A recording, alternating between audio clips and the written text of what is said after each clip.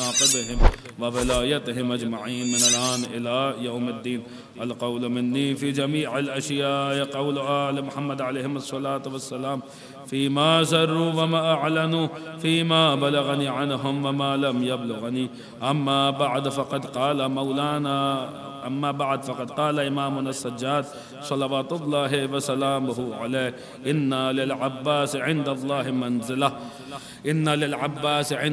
منزلة يغبطه بها جميع الشهداء. صلوات پڑھ دے بر محمد و آل محمد. اللہم صلی علی محمد و آل محمد. اس مجلس اعزاء کی قبولیت کے لیے، معصومین کی تشریف آوری کے لیے اور اس کی روحانیت میں مزید اضافے کے لیے دل کی گہرائیوں سے ایک بلند ترین صلوات پڑھنے آپ حضرات محمد و اللہم صلی علی محمد و آل محمد.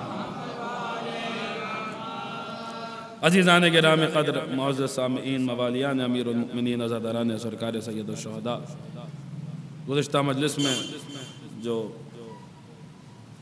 23 محرم کو ہوئی تھی اس میں ہم ذکر سرکار قمر بنی ہاشم کر رہے تھے اور مولا ابوالفضل عباس کا وہ خطبہ آپ کی خدمت میں پیش کر رہے تھے جو شب عاشور انصار حسینی سے مولا عباس نے خطاب کیا ہے. اسی بات کو آج آگے بڑھاتے ہوئے اور جیسا کہ وعدہ کیا تھا کہ آج ایک اور خطبہ مولا عباس کا آپ کی خدمت میں پیش کرنا ہے، صرف تمہید کے طور پہ آپ کے اذہان عالیہ کو تھوڑا متوجہ کرانے کے لیے. آج چونکہ تاریخ جو ہے وہ امام ہی کی ہے اور امام ہی کا دن ہے، لہٰذا ہم نے مناسب سمجھا کہ خود بھتیجے کی زمانی چچا کا قصیدہ آپ کی خدمت میں پیش کیا جائے. سید سجاد جیسے بھتیجے نے ابوالفضل عباس جیسے چچا کا جو قصیدہ پڑھا ہے وہ آپ کی خدمت میں پیش کرے اور امام ہی کی حدیث مبارکہ سے آج کی گفتگو کا آغاز کریں. چونکہ ان کا دن ہے، آج ان کا روز ہے اور اسی لیے آج کی تاریخ چونکہ ان سے منسوب ہے، لہٰذا انہی کی زمانی. اور آپ سنیے کہ جس وقت سید سجاد نے تعارف کرایا ہے اپنے چچا کا ابوالفضل عباس کا تو کن الفاظ نے کرایا ہے. یہ بات یاد رہے جو عرض کی جا چکی ہے کہ مولا عباس کی معرفت بھی واجب ہے. امام نہیں ہے مگر معرفت واجب ہے. 12 میں نہیں ہے مگر معرفت واجب ہے. 14 میں نہیں ہے مگر معرفت واجب ہے. اور دلیل خود انہی کا جملہ ہے، ایسی ذات کا جملہ ہے جو 12 میں بھی اور 14 میں بھی ہے.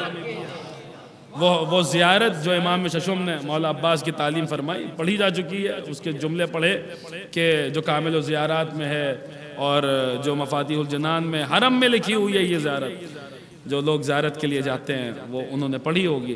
اور عرض کیا جا چکا ہے کہ کوئی بحث نہیں کر سکتا کہ روایت معتبر ہے یا نہیں معتبر ہے.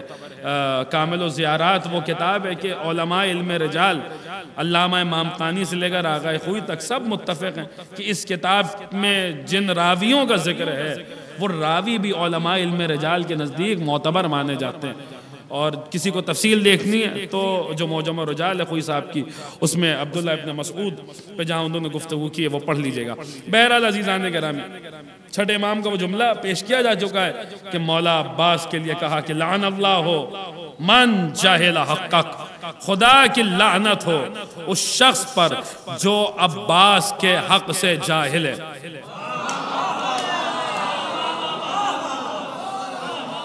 وَاسْتَخَفَّا فِي حُرْمَتِكَ، اور خدا کی لعنت ہو اس شخص پر جو ابوالفضل عباس کی حرمت میں، احترام میں ذرہ برابر بھی تخفیف کر دے، تھوڑی سی کمی کر دے، اشارے میں، کنائے میں، بحث میں، ممبر پہ، فرش پہ، کسی چائے کی دکان پہ، کہیں بھی بیٹھ کے بیٹھک میں، گفتگو میں، ڈرائنگ روم میں، کہیں بھی اشارتاً کنایتاً مولا عباس کے احترام میں، ان کی حرمت میں ذرہ برابر تخفیف کر دے تو ایسا شخص بھی امام کی لعنت کی زد میں آ رہا ہے. وہ ذات کیا ہوگی دیکھیے. یوں تو تاریخ اسلام ایسے ایسے شہیدوں سے بھری ہوئی ہے کہ جن کا ذکر کیا جائے تو عشروں کے عشرے درکار ہیں. بڑے بڑے شہید گزرے ہیں تاریخ اسلام میں، اور قرآن نے بھی ان کا قصیدہ پڑھا ہے اور احادیث نے بھی ان کا قصیدہ پڑھا ہے۔ وَلَا تَحْسَبَنَّ الَّذِينَ قُتِلُوا فِي سَبِيلِ اللَّهِ أَمْوَاتًا، قرآن نے کہا ہرگز گمان نہ کرنا کہ جو لوگ راہ خدا میں قتل ہو گئے ہیں وہ مر چکے ہیں، نہیں، وہ زندہ ہیں، بلکہ اپنے رب کی طرف سے رزق پا رہے ہیں۔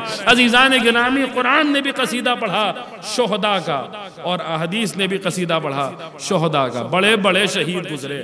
اب میں صرف چوتھے امام کی وہ حدیث سنانے کے لیے یہ تمہید بنا رہا ہوں۔ بڑے بڑے شہید گزرے ہیں تاریخ اسلام میں، حضرت حمزہ شیر خدا جیسا شہید موجود ہے، حضرت جعفر طیار جیسا شہید موجود ہے۔ یہ دونوں شخصیات کوئی معمولی ہستیاں نہیں ہیں، ان دونوں پر اگر مجلسیں پڑھی جائیں تو میں سمجھتا ہوں کہ مطلب کتنی ہی مجلسیں درکار ہیں حضرت جعفر طیار اور حضرت حمزہ کا ذکر کرنے کے لیے کہ ان دونوں کا کیا مرتبہ ہے، خدا نے کیسا کمال دیا ہے ان دونوں شخصیات کو۔ آپ سوچئے اس حمزہ کی عظمت کو کون درک کر سکتا ہے جس کی قبر کی مٹی سے فاطمہ نے تسبیح بنائی ہے۔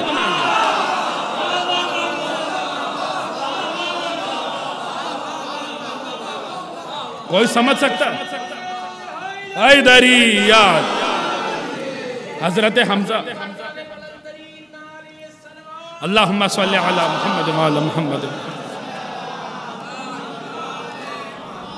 حضرت حمزہ کو کیا کوئی درک کر سکتا ہے؟ حضرت حدیث میں ایک جو ہے وہ مضمون لکھا تھا حضرت حمزہ کی شہادت کے موقع پر، تو یہ ساری حدیثیں ہم نے جمع کی تھی کہ ساق عرش پہ لکھا ہوا ہے، عرش کے پائے پہ لکھا ہوا ہے، معصوم فرماتے ہیں عرش کے پائے پہ لکھا ہوا ہے کہ حمزہ شیر خدا اور شیر رسول خدا ہیں۔ دیکھیے یہ بڑی بات ہے کہ معصوم کسی کو وہ لقب عطا فرمائیں جو ان سے منسوب ہے۔ علی بھی شیر خدا ہیں، حمزہ بھی شیر خدا ہیں، جیسے امام موسی کاظم بھی باب الحوائج ہے، مولا ابو الفضل عباس بھی باب الحوائج ہے۔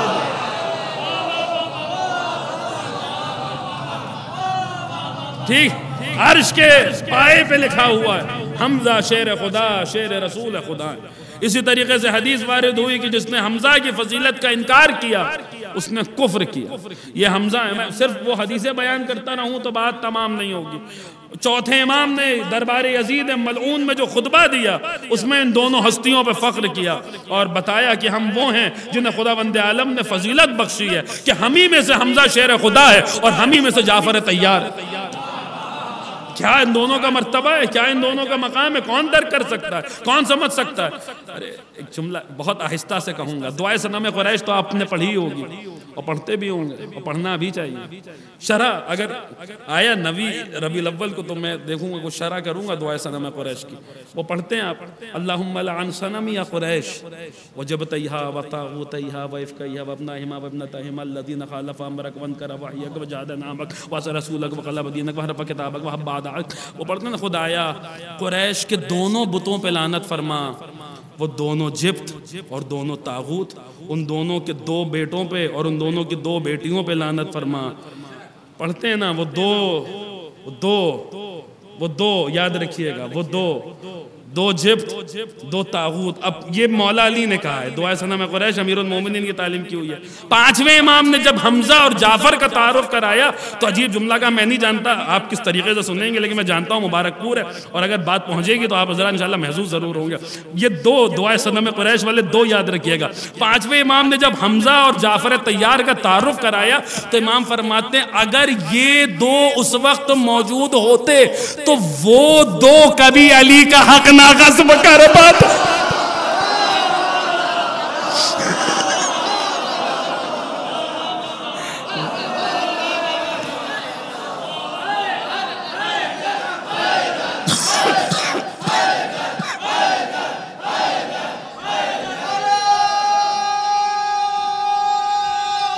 حیدری یا علی، سنیے اللہم صلی علی محمد وعلی محمد۔ یہ پانچویں امام کی حدیث ہے، شیخ عباس قمی نے نقل کی ہے. اگر یہ دو ہوتے تو وہ دو امیر المومنین کا حق نہ غصب کر پاتے. یہ حمزہ، یہ جعفر ہے. کون سمجھ سکتا ہے جعفر تیار کیوں تیار کہا جاتا ہے؟ کیونکہ خدا نے ان کو دونوں بازوؤں کے عوض دو پر عطا کیے ہیں. اور مولا نے کیا فخریہ جملہ ہے امیر المومنین کا. مولا نے کہا یوں تو کون مقابلہ کرے گا ہمارا، کون برابری کر سکتا ہے ہماری. یوں تو راہ خدا میں کتنے ہی شہید ہوئے، لیکن یہ صرف میرا بھائی تھا جسے اللہ نے جعفر تیار بنایا ہے. امیر المومنین جنگ موتا میں علم خود جنگ موتا میں 3 بڑے بڑے شہید موجود ہیں، ان میں صرف جعفر ہے جو تیار ہوئے. عزیزان گرامی قدر، یہ بھی مولا عباس کو جعفر تیار سے تشبیہ بھی دی گئی ہے، خود چوتھے امام نے تشبیہ دی ہے. اس میں مصائب کا پہلو اس لیے میں وہ یہاں پہ بیان نہیں کر رہا. عزیزان گرامی اتنی بڑی ہستیاں یہ اصول کافی پڑھیے، یہ سب مقدمہ ہے چوتھے امام کے اسے ایک جملے کو پہنچانے کا.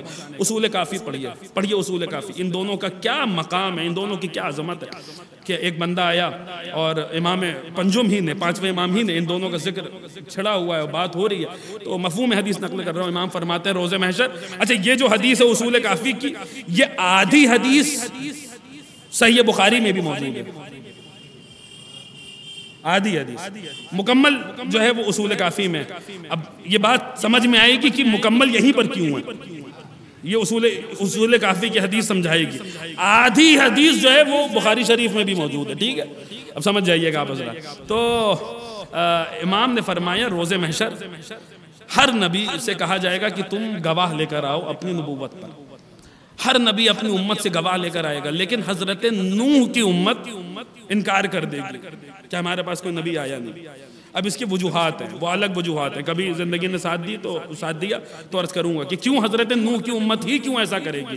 لیکن حضرت نوح کی امت انکار کر دے گی کہ کوئی نبی ہمارے تک نبی آیا ہی نہیں.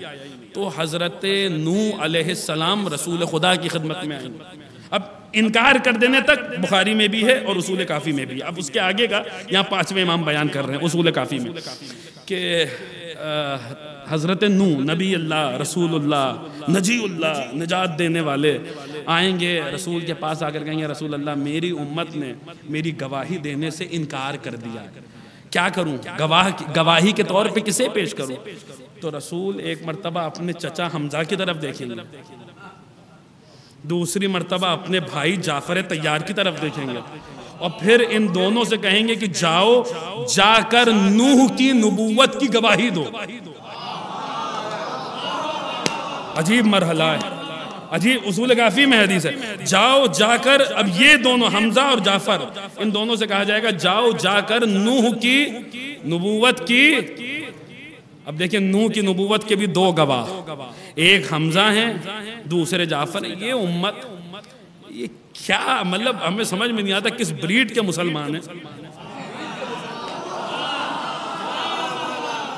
کس منہ سے کہتے ہیں نبی ہم جیسے، ہم نبی جیسے. ارے وہ ہمارے بڑے بھائی، ارے کیا بڑے بھائی اور چھوٹے بھائی، یہاں بڑے بڑے نبی تو ہمارے نبی کا مقابلہ کر نہیں سکتے.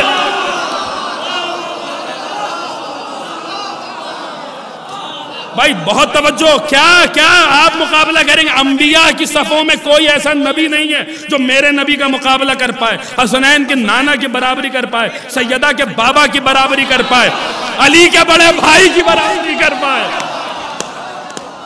علی کے بڑے بھائی کی برابری کر پائے. عزیزان گرامی قدر، حضرت نوح کی نبوت کے 2 گواہ، نوح کی نبوت کے بھی 2 گواہ ہیں، میرے رسول کی نبوت کے بھی 2 گواہ ہیں. کون؟ وہ یقول الذین کفروا لست مرسلا قل کفی باللہ شہیدا بینی و بینکم ومن عندہ علم الکتاب. کہہ دیجئے اے میرے رسول، یہ آپ کی رسالت کا انکار کرتے ہیں نا، کہہ دیجئے میری رسالت کے 2 گواہ، ایک اللہ گواہ ہے، دوسرے وہ گواہ ہے جس کے پاس کل کی کل کتاب کا علم ہے. یعنی ایک اللہ گواہ ہے، دوسرے علی گواہ ہے. نوح کی نبوت کے بھی 2 گواہ، میرے رسول کی نبوت کے بھی 2 گواہ. نوح جیسا نبی بھی میرے نبی کا مقابلہ نہیں کر سکتا. نوح کی بھی نبوت کے 2 گواہ، میرے نبی کی نبوت کے بھی 2 گواہ، لیکن فرق اتنا ہے ان کی نبوت کا پہلا گواہ حمزہ ہے، دوسرا گواہ جعفر تیار ہے. ان کی نبوت کا پہلا گواہ علی ہے، دوسرا گواہ اللہ.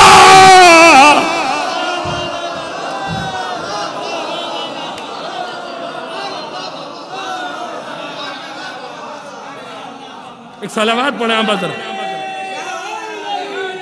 یا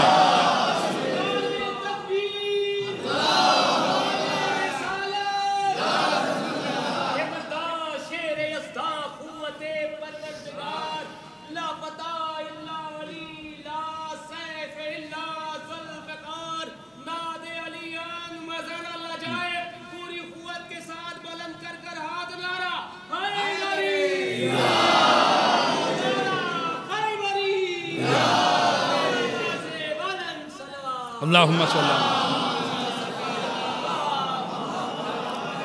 یہ سب تمہید ہے چوتھے امام کے اس جملے تک پہنچنے کے لیے. عزیزان گرامی ایسے ایسے شہید ہیں تاریخ اسلام. اب ایک لفظ ہے رشک، اردو زبان میں استعمال ہوتا ہے.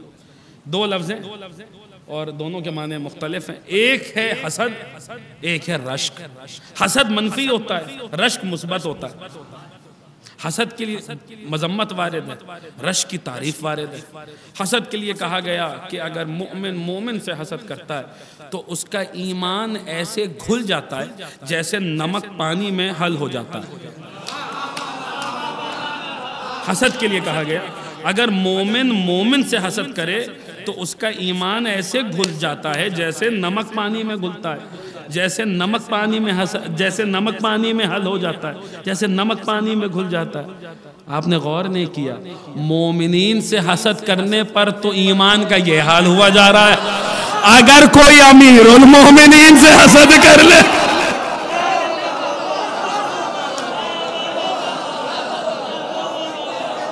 ٹھیک ہے تو اس کے ایمان کا کیا عالم ہوگا. عزیزان گرامی ایک حسد ہے اور ایک رشک ہے. رشک کی تعریف وارد ہوئی. حسد میں خواہش یہ ہوتی ہے کہ سامنے والے کو نیچے کر دیں، اللہ نے اس کی مذمت کی ہے. رشک میں کوشش یہ ہوتی ہے کہ اپنے آپ کو اوپر کر لیں، اللہ نے اس کی تعریف کی ہے.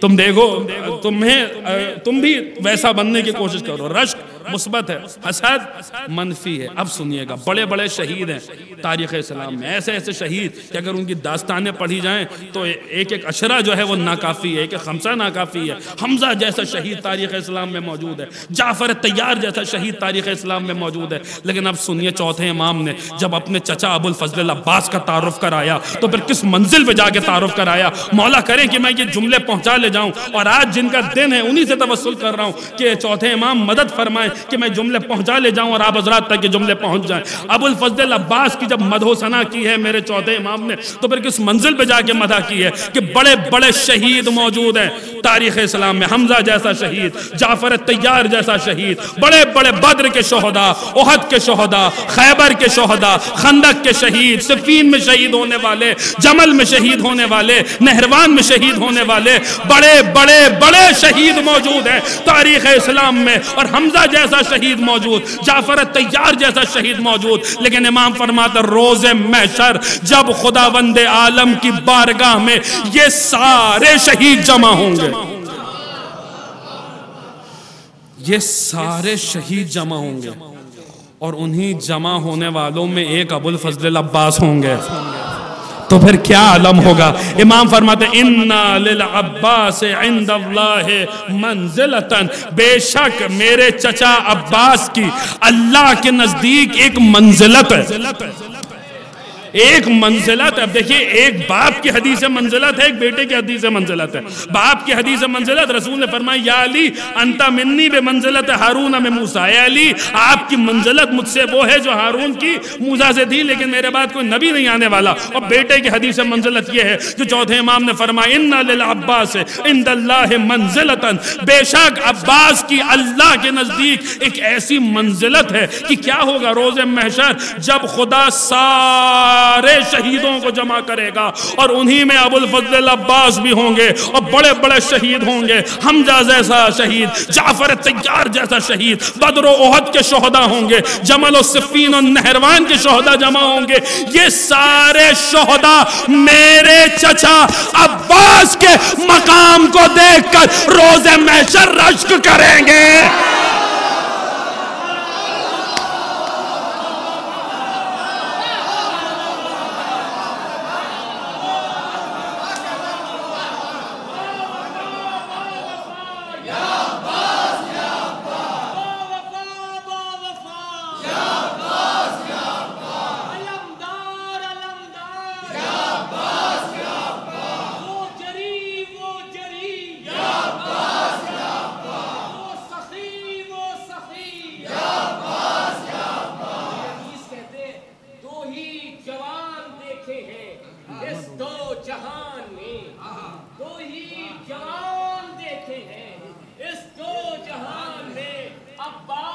کربلا میں علی نہروان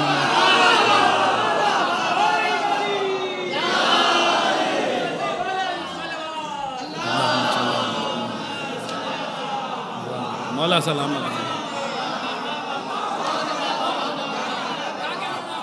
عزیزان گرامی، ابوالفضل عباس، ابوالفضل عباس، یہ مرد سارے شہید عباس کی منزلت کو دیکھ کر رشک کریں گے روز محشر۔ عزیزان گرامی قدر، وہ اب سنیے، جہاں تک لانا تھا وہاں تک اب چونکہ تمہید تیار ہو گئی اور جو وعدہ کیا تھا اس وعدے کا وفا کیا جائے کہ مولا عباس شجاعت سب جانتے ہیں، وفاداری سب جانتے ہیں۔ میں نے اس کے ایک منظر خطابت کا دکھلایا ہے شب عاشور والے خطبے میں، علم ابوالفضل عباس، معرفت ابوالفضل عباس، تفقہ ہے ابوالفضل عباس کے مناظر اس خطبے میں دکھلائیں۔ اب ایک منظر آج سن لیجئے، اور وہ جو وعدہ کیا اس خطبے کا، جو خطبہ مولا ابوالفضل عباس نے خانہ کعبہ کی چھت پہ ارشاد فرمایا، وہ خطبہ آج سن لیجئے آپ حضرات۔ اور ابھی ہمارے بھائی جو ہے وہ میر انیس کی بیعت پڑھ رہے تھے۔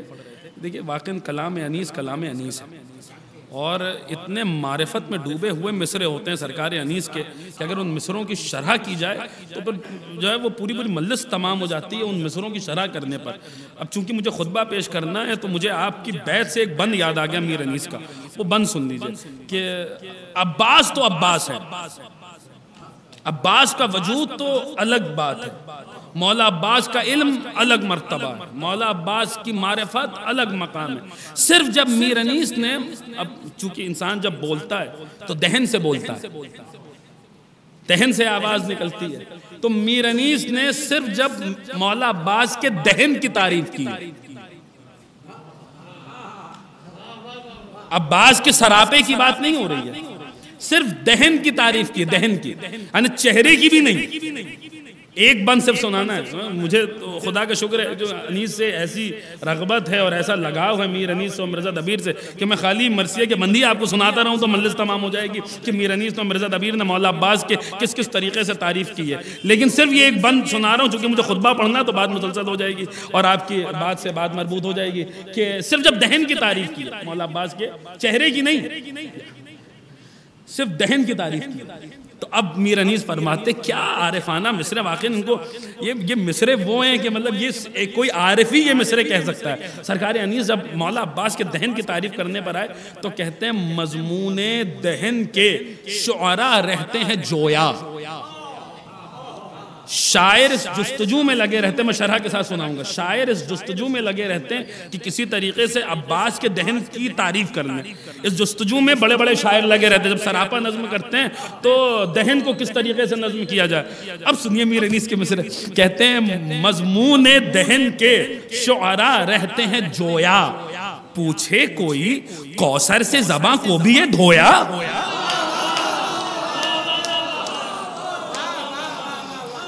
پوچھے کوئی کوثر سے، یعنی دنیا کی کسی سمندر کی بات نہیں کی ہے، آب زمزم کی بھی بات نہیں کی ہے، کس کی بات کی ہے؟ کوثر کی بات کی ہے۔ عباس کی مدح دنیا کی چیز نہیں ہے، یہ عالم بالا کی شے ہے۔ مضمون دہن کے شعراء رہتے ہیں جویا، پوچھے کوئی کوثر سے زباں کو بھی یہ دھویا۔ غنچہ جو کہا، جیسے غزلوں میں شاعروں نے نظم کیا ہے، معشوق کے دہن کو غنچہ کہہ دیا، تو فرماتے پوچھے کوئی کوثر سے زباں کو بھی یہ دھویا، غنچہ جو کہا لطف سخن اور بھی کھویا، اسرار الہی سے بھی واقف ہوئے گویا۔ کیا اللہ کے رازوں سے، دیکھیں اللہ کے رازوں سے بھی واقف ہو گئے تم، تو تم نے عباس کے دہن کو ایکسپلین کر لیا۔ کیوں؟ کیونکہ جو علم سینے میں ہے، میری طرف دیکھیے گا، اگر میں شرح کر لے گیا ان مصروں کی، جو راز سینوں میں چھپا ہوا ہے، جو راز اسرار الہی اللہ کے راز ان سینوں میں چھپے ہوئے ہیں مولا عباس کے سینے میں، تو فرماتے ہیں کہ اب جو علم ہے، جو راز سینے میں چھپا ہوا ہے، وہ جب منزل اظہار پر آئے گا تو دہنی سے آئے گا۔ اگر کسی نے دہن کو سمجھ لیا عباس کے تو اس کا مطلب ہے کہ اس نے اللہ کے ان رازوں کو سمجھ لیا جو ابوالفضل عباس کے سینے میں چھپے ہوئے ہیں۔ دیکھیں عجیب منزل ہے یہ تھوڑی دقیق منزل ہے، اور بھی جو ہے وہ مراحل آسان ہو جائیں گے، لیکن یہ بیان اب میں آ گئی ہے اور میر انیس کے بات آ گئی ہے، میں اس منزل پر رکے بنا آگے نہیں بڑھ سکتا۔ یہ کوئی معمولی بات ہے، میں مسلسل حضرت جو نواب اربعہ کہے جاتے ہیں ان کا ذکر کر رہا ہوں مولا عباس کے ضمن میں، حضرت عثمان ابن سعید عمری، حضرت محمد ابن عثمان ابن سعید عمری، حضرت حسین ابن رو۔ حسین ابن رو کے نام سے تو سبھی واقف ہیں، عریضہ ڈالتے ہیں تو حسین ابن رو کے نام سے ہی ڈالتے ہیں، یہ طریقہ ہے نا حضرت علی ابن محمد ساموری۔ تو حسین ابن رو جب تیسرے جو سفیر بنے تو کیسے بنے؟ ایسے ہی بن گئے، ایسے ہی نہیں بنے۔ جو ان سے پہلے والے تھے محمد ابن عثمان، ان کے لیے علامہ مجلسی نے بحار الانوار میں لکھا دو لوگ تھے، ایک کا نام تھا احمد ابن جعفر ابن متین، دوسرے کا نام تھا ابو سہل نوبختی۔ احمد ابن جعفر ابن متین اس منزل پر فائز تھے کہ امام کے جو سفیر تھے جنہیں نائب کہا جاتا تھا وہ دوسرے، وہ کھانا کھاتے تھے تو وہی کھانا کھاتے تھے جو احمد ابن جعفر ابن متین کے گھر سے آتا تھا۔ ان کی منزلت کیا ہوگی کہ جو امام کا نمائندہ ہے وہ وہی کھانا کھا رہا ہے جو ان کے گھر سے آ رہا ہے۔ ابو سہل نوبختی بڑے مشہور آدمی تھے اس زمانے کے، بہت بڑے خطیب تھے، تو لوگ ان کو جانتے تھے کہ ابو سہل نوبختی کے، تو لوگ یہی سوچتے تھے کہ محمد ابن عثمان کے بعد امام کا نمائندہ انہی دونوں میں سے کوئی ایک بنے گا، یا احمد ابن جعفر ابن متین بنیں گے یا ابو سہل نوبختی بنیں گے۔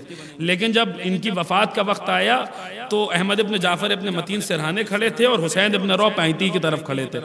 انہوں نے حکم دیا، کہا کہ حضرت نے ان کو چنا ہے جو پائنتی کھڑے ہیں، تو احمد ابن جعفر ابن متین سرہانے سے ہٹے اور پیروں کی طرف آئے اور حسین ابن رو کا ہاتھ تھام کر انہیں سرہانے کھڑا کر دیا۔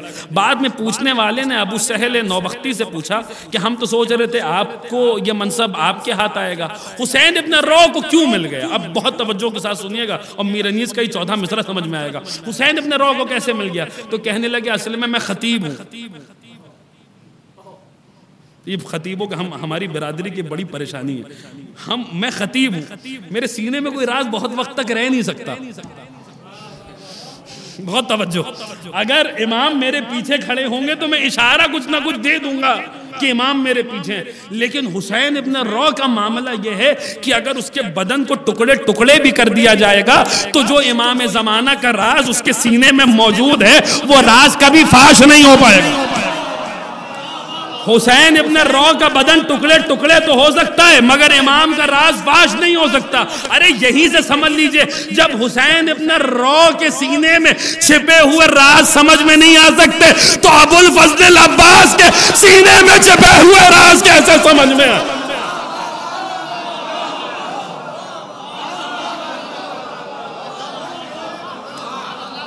ٹھیک ہے، اب میر انیس کا مصرع سمجھ میں آئے گا کہ مضمون دہن کے شعراء رہتے ہیں جویا، پوچھے کوئی کوثر سے زباں کو بھی ہے دھویا، غنچہ جو کہا لطف سخن اور بھی کھویا، اسرار الہی سے بھی واقف ہوئے گویا، اے عقدہ کشا آپ ہی کھولیں تو کھلے گا۔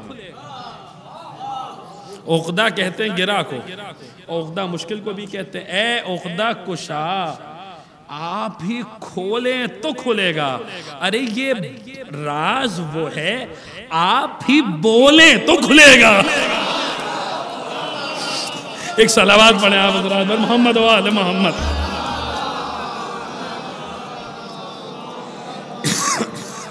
بہت توجہ، وہ خطبہ جو مولا ابو الفضل عباس نے خانہ کعبہ کی چھت پہ ارشاد فرمایا وہ سن لیجئے۔ اور منظر کیا ہے، حسین حج کو عمرے سے بدل رہے ہیں۔ اب کل اس والی پرسوں والی مجلس میں یہ بات میں عرض کر چکا ہوں کہ عباس، ایسا ہو ہی نہیں سکتا کہ حسین موجود ہوں اور عباس اپنا تعارف کرائے۔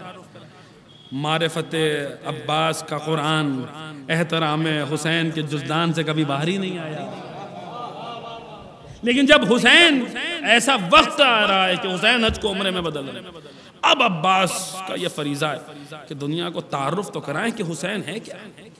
تو اب عباس اپنے اس فریضے کو انجام دینے کے لیے خانہ کعبہ کی چھت پہ آ رہے ہیں۔ آپ اس منظر تک اگر پہنچ گئے اس کو محسوس کرنے کی کوشش کیجئے گا، کوئی معمولی منظر نہیں ہے۔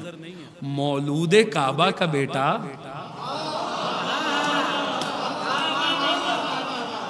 خانہ کعبہ کی چھت پر ہے، اور بڑے بڑے علماء نے اس خطبے کو نقل کیا ہے، اور یہ اسناد کی بحث قبلہ تشریف فرما ہے، اس سیکنڈری بحث ہے۔ سب سے پہلے متن دیکھا جاتا ہے روایت کا کہ متن کتنا قوی ہے۔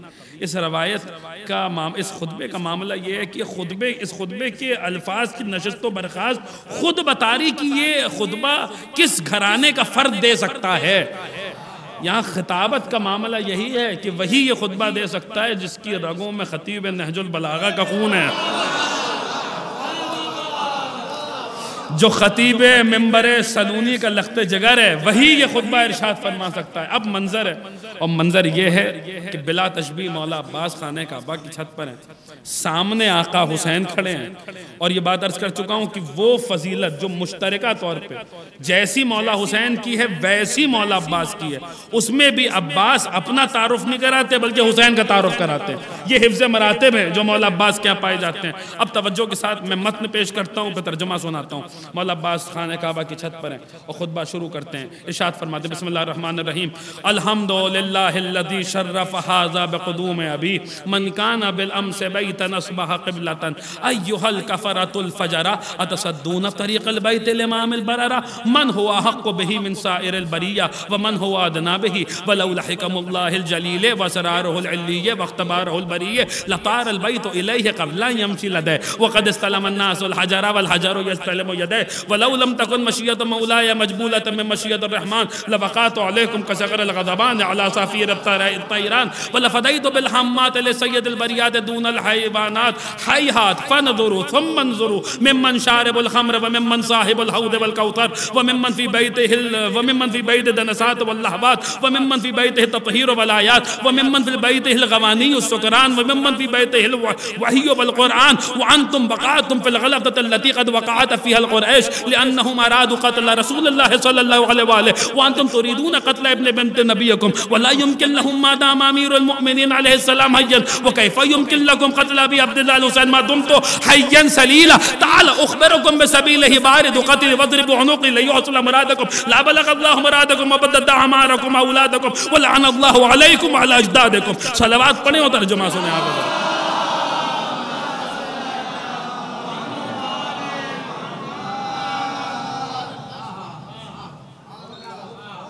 عباس ذرا نوازی عباس ممبر پہ نہیں ہے، عباس نے خانہ کعبہ کو آج ممبر بنا لیا ہے۔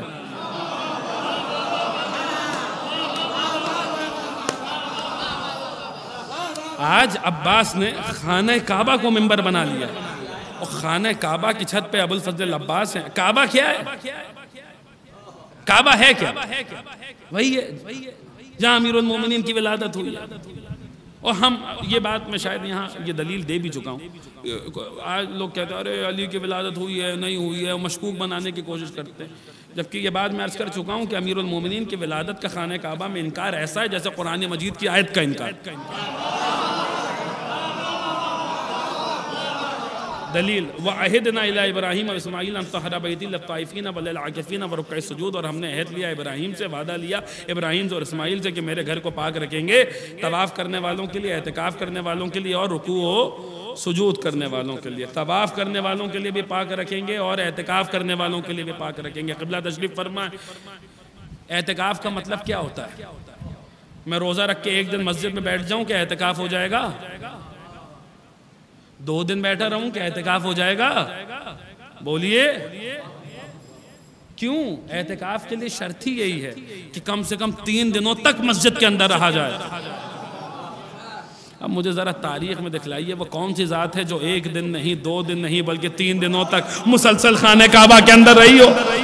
اگر آپ کو نہ ملے تو آئیے ہم آپ کو ایک منظر دکھلاتے ہیں۔ ایک ماں ہے جو 13ویں رجب کو خانہ کعبہ میں جا رہی ہے، وہ 1 دن نہیں 2 دن نہیں بلکہ مسلسل 3 دنوں تک وہ اور اس کا نومولود بچہ خانہ کعبہ کے اندر مہمان ہے۔ اور جب وہ ماں اور اس کے ہاتھوں میں جو بچہ ہے وہ جب خانہ کعبہ سے نکلتے ہیں تو دنیا کو پیغام دیتے ہو زمانے والوں آؤ آ کر دیکھ لو، آؤ آ کر دیکھ لو، تم وہ ہو جو خانہ کعبہ کے باہر سے اعتکاف کر کے چلے جاتے ہو، ہم وہ ہیں جن کی شان میں قرآن کی آیت آ جاتی ہے آؤ آ کر دیکھ لو۔ خانہ کعبہ کا طواف کرنے والے اور ہوتے ہیں، کعبے میں اعتکاف کرنے والے اور ہوتے ہیں۔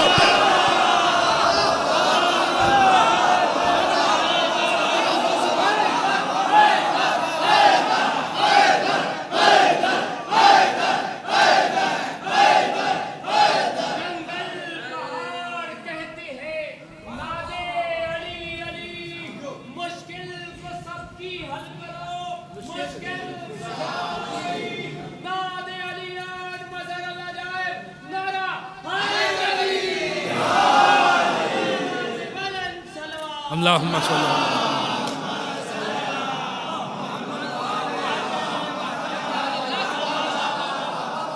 امیر المومنین کا خانہ کعبہ میں آنا یہ کوئی ایسی بات نہیں ہے، بنا دیا اس کو اختلافی موضوع، نہیں تو ہے نہیں۔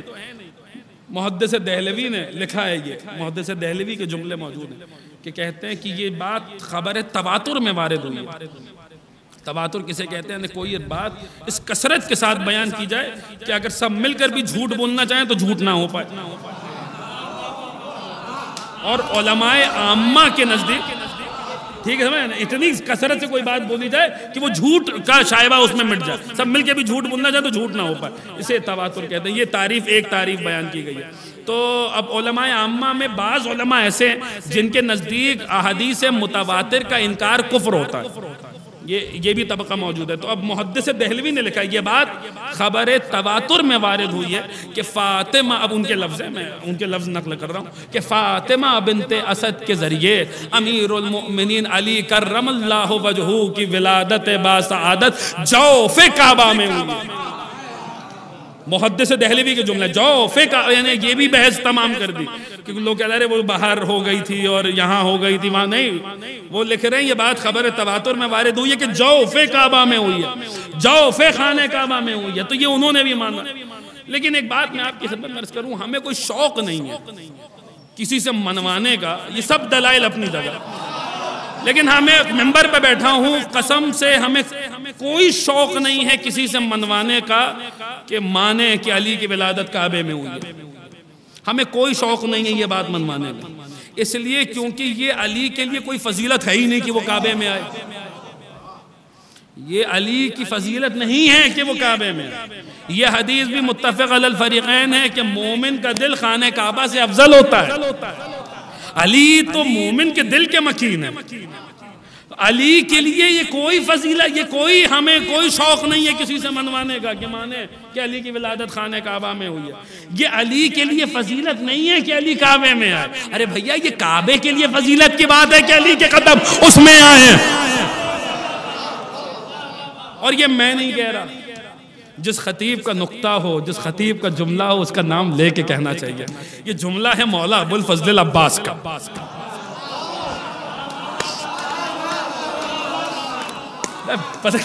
میرے ساتھ بنے رہیے گا، یہ جملہ ہے مولا ابو الفضل العباس کی خطابت کا، اور مولا عباس نے خطبہ شروع ہی اسی جگہ سے کیا۔ عباس کہاں ہے؟ خانہ کعبہ کی چھت پہ، سامنے ہے حسین۔ اب فضیلت میں اس معاملے میں علی کے بیٹے جیسے حسین ہیں ویسے عباس ہیں، یعنی اس فضیلت کے اس گوشے میں حسین اور عباس برابر کے شریک ہیں۔ لیکن یہاں پہ بھی عباس، اب یہ واقعاً اس حفظ مراتب کے قربان کہ یہاں پہ بھی عباس نے اپنی فضیلت کا اظہار نہیں کیا، بلکہ مولا حسین کی فضیلت کی طرف مولا حسین کی فضیلت کا اظہار کیا۔ اور اب دیکھیے کہ سامنے حسین ہے، یہی بات مولا عباس نے کہی ہے، سامنے حسین ہے، خانہ کعبہ کی چھت پر عباس کھڑے ہیں۔ اب میں اشارہ کرنے کی کوشش کرتا ہوں، مولا خطبہ شروع یہیں سے کر رہے ہیں، الحمدللہ الذی شرف ھذا بقدوم ابی، تمام تعریفیں اس خدا کے لیے ہیں جس نے اس گھر کو ان کے بابا کے قدموں کے ذریعے شرف بخشا۔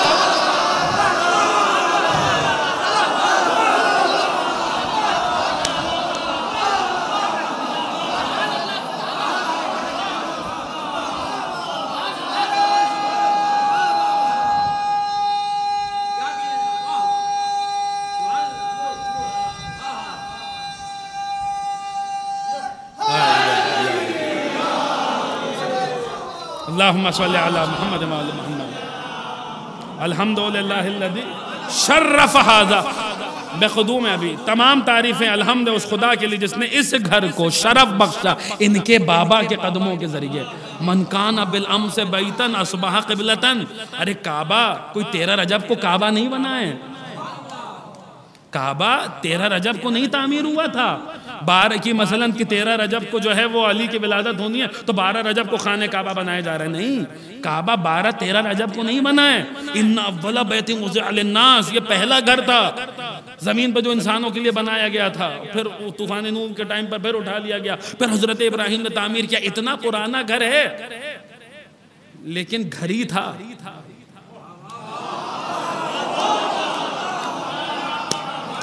توجہ، اتنا پرانا گھر ہے لیکن گھر ہی تھا، یہ کعبہ تھا، قبلہ نہیں تھا۔ اب عباس کے جملے مولا ابوالفضل، من کانا کیا ہوا جب علی کے قدم آگے 13 رجب کو اس گھر میں، من کانا بالامس بیتن اصبح قبلتن، ارے وہ گھر جو کل تک صرف گھر تھا علی کے قدم آئے زمانے کا قبلہ بن گیا۔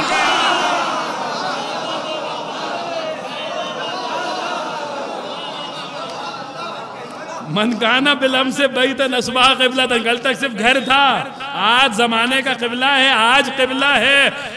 اب سنیے گا مولا عباس کے جملے سنیے گا، فرماتے ہیں کہ اتشدون طریق البیت الامام البررہ، کیا تم اس گھر کے راستے کو مخلوق کے امام پر بند کرتے ہو؟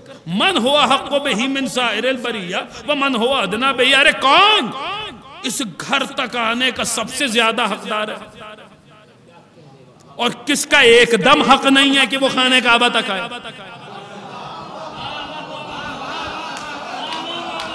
اس گھر کا حقدار کون ہے؟ اب سنیے گا، یہ مولا عباس کے جملے ہیں، میرے عنبر عابدی کے جملے نہیں ہیں، مولا ابوالفضل عباس کے جملے ہیں۔ اور غازی عباس کے چاہنے والوں کو کی خدمت میں مولا ابوالفضل عباس کے جملے میں سنا رہا ہوں کہ مولا فرماتے ہیں کہ اس گھر کا حقدار کون ہے، کون اس گھر پہ آنے کا زیادہ حق رکھتا ہے اور کس کا جو ایک دم ہی حق نہیں بنتا؟ اللہ فرماتے ہیں وَلَوْلَا حِكَمُ اللَّهِ الْجَلِيلِ وَأَسْرَارُهُ الْعِلِيِّ وَاخْتِبَارُهُ الْبَرِيِّ لَطَارَ الْبَيْتُ إِلَيْهِ قَبْلَ أَن يَمْشِي لَدَيْهِ۔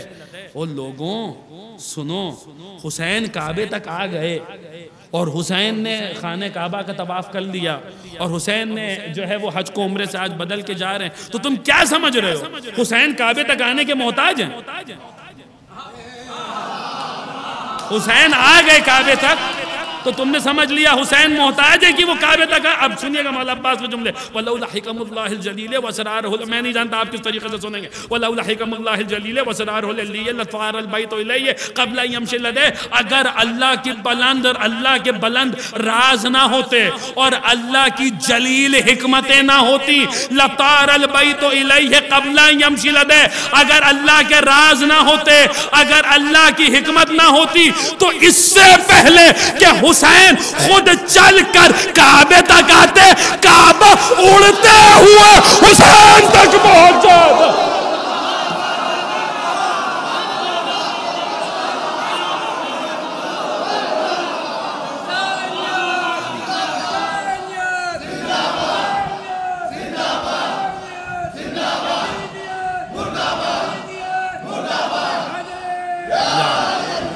اللہم صلی اللہ علیہ وسلم، مولا سلامت اللہ قبول فرمائے، اس جذبے کو مولا سلامت رکھیں۔ لطار البیت الیہ، مولا سلامت رکھیں، آپ کی سماعت کو قبول فرمائے، ہمارے پڑھنے کو قبول فرمائے۔ لطار البیت الیہ قبل یمشی لدیہ، اس سے پہلے کہ حسین چلتے ہوئے کعبے تک آتے، کعبہ اڑتے ہوئے حسین تک آ جاتا۔ اور پھر فرماتے وَقَدْ اسْتَلَمَ النَّاسُ الْحَجَرَ وَالْحَجَرُ يَسْتَلِمُ يَدَيْهِ، حسین جب حجر اسود کو چومتے ہیں، حسین جب حجر اسود کے بوسے دیتے ہیں تو ظاہر میں تو حسین حجر اسود کو چوم رہے ہوتے ہیں، مگر باطن میں حجر اسود حسین کے ہاتھوں کو چوم رہا ہوتا۔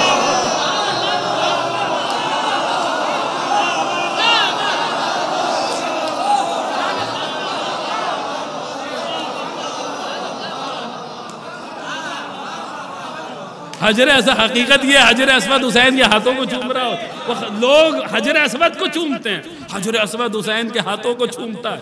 وَقَدْ اسْتَلَمَ النَّاسُ الْحَجَرَ وَالْحَجَرُ يَسْتَلِمُ يَدَيْهِ، فرماتے ہیں کہ وَلَوْ لَمْ تَكُنْ مَشِيَّةُ مَوْلَايَ مَجْبُولَةً مِّن مَشِيَّةِ الرَّحْمَٰنِ لَوَقَعْتُ عَلَيْكُمْ كَسَقْرِ الْغَضَبَانِ عَلَىٰ صَافِيرِ الطَّيْرَانِ، اگر میرے مولا کی مرضی اللہ کی مرضی کے تابع نہ ہوتی،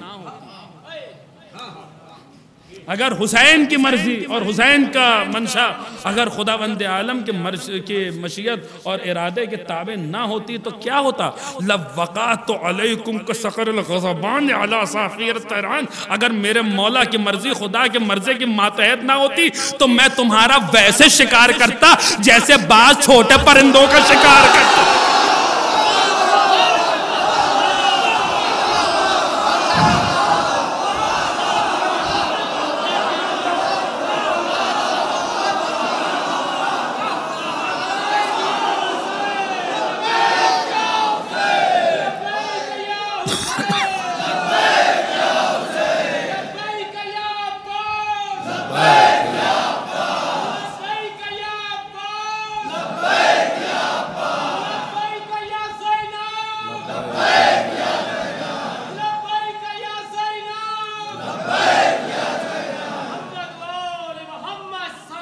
اللہم صلی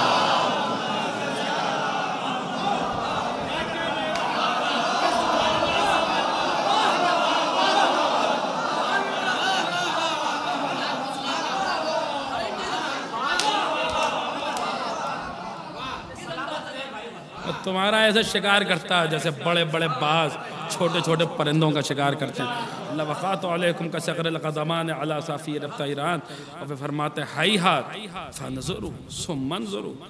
ارے ذرا غور تو کرو، پھر غور کرو، پھر غور کرو. کعبہ ہے، یہ خدا کا گھر ہے، یہ اللہ کا مکان ہے. تم حسین کو کعبے تک آنے سے روک رہے ہو، حسین کو حج کو عمرے سے بدلنا پڑ رہا ہے. کس کا راستہ تم کعبے تک آنے سے روک رہے ہو؟ کسے تم کعبے تک جانے سے روک رہے ہو؟ کعبے تک پہنچنے سے روک رہے ہو؟ کس کے لیے؟ کر کس کے لیے رہے ہو؟ کہاں حسین؟ کہاں تمہارا یزید؟ پھر وہی موازنہ جو حضرت مسلم ابن عقیل نے بھی کیا تھا مولا عباس بھی کر رہے ہیں.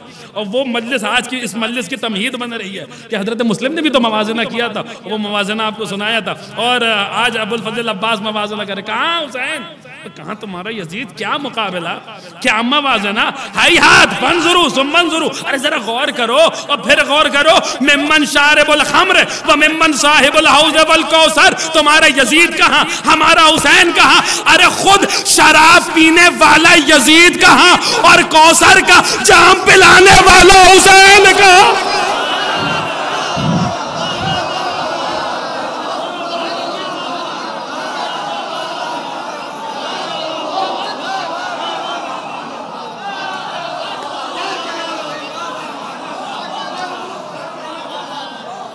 شراب پینے والا یزید کہاں؟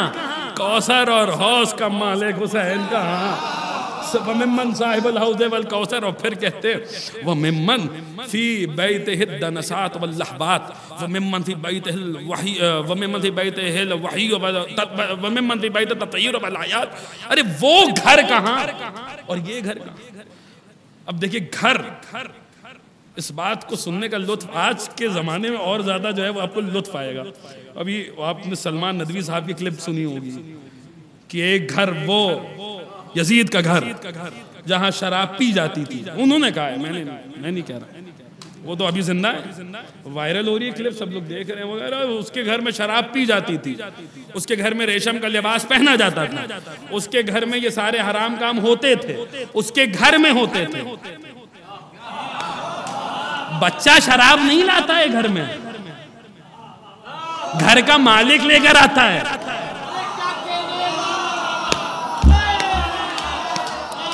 یزید کے گھر کا مالک. بچپنے میں یہ عادتیں کس نے ڈلوائیں؟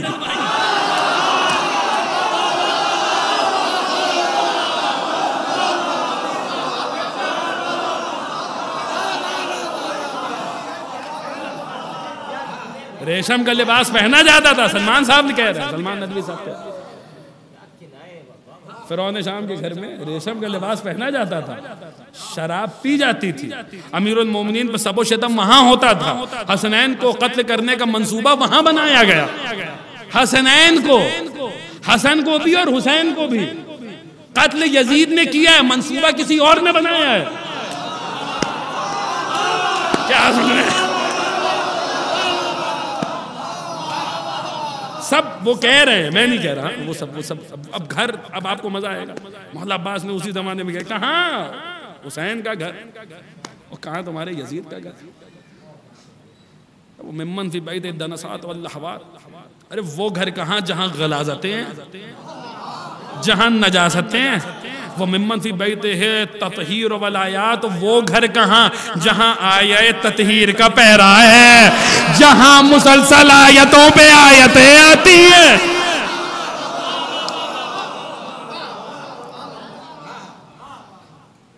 ایک جملہ اور سنیے پھر میں اس منزل پر روکوں گا، اس گھر والی منزل پر روکوں گا.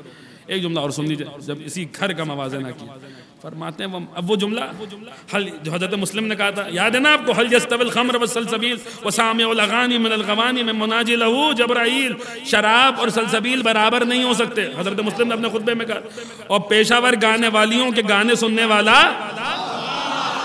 اس کی برابری نہیں کر سکتا جسے بچپنے میں جبریل نے لوریاں سنائی ہیں، جس سے جبریل نے سرگوشیاں کی ہیں۔ وہ جملہ میں پڑھ چکا ہوں، اب ابو الفضل عباس کے جملے کو سننے کا لطف آئے گا۔ وہ سفیر حسین ہے، یہ باب الحسین ہے، یہ علمدار حسین ہے، اور دونوں کی خطابت کا رنگ دیکھیے کتنا ملتا جلتا ہے۔ مولا ابو الفضل عباس کہہ رہے ہیں کہ وَمِمَّن فِي بَيْتِهِ الْغَوَانِيُّ السُّكْرَانُ وَمِمَّن فِي بَيْتِهِ الْوَحْيُ وَالْقُرْآنُ۔ ارے وہ گھر کہاں جہاں نشے میں چور گانے والیاں گانے گاتی ہیں، اور وہ گھر کہاں جہاں قرآن کی آیتوں پہ آیتیں آتی ہیں، جو وحی کے نزول کا مرکز ہے، جہاں قرآن نازل ہوتا ہے، جہاں وحی اترتی ہے۔ عزیزان گرامی، حسین کے گھر کا قصیدہ ابو الفضل عباس پڑھ رہے ہیں، اور قرآن نے بھی، میں اسی منزل پہ آپ کو ذرا 2-3 منٹ کے لیے روکوں کہ قرآن نے بھی حسین کے گھر کا قصیدہ پڑھا، اور کس شان سے پڑھا۔ سورہ مبارک نور میں اعلان کیا کہ فی بیوت اذن اللہ ان ترفع وذکر فیہا اسمہ، کہ اللہ کا نور ان گھروں میں پایا جاتا ہے جن گھروں کو اللہ نے بلند کیا۔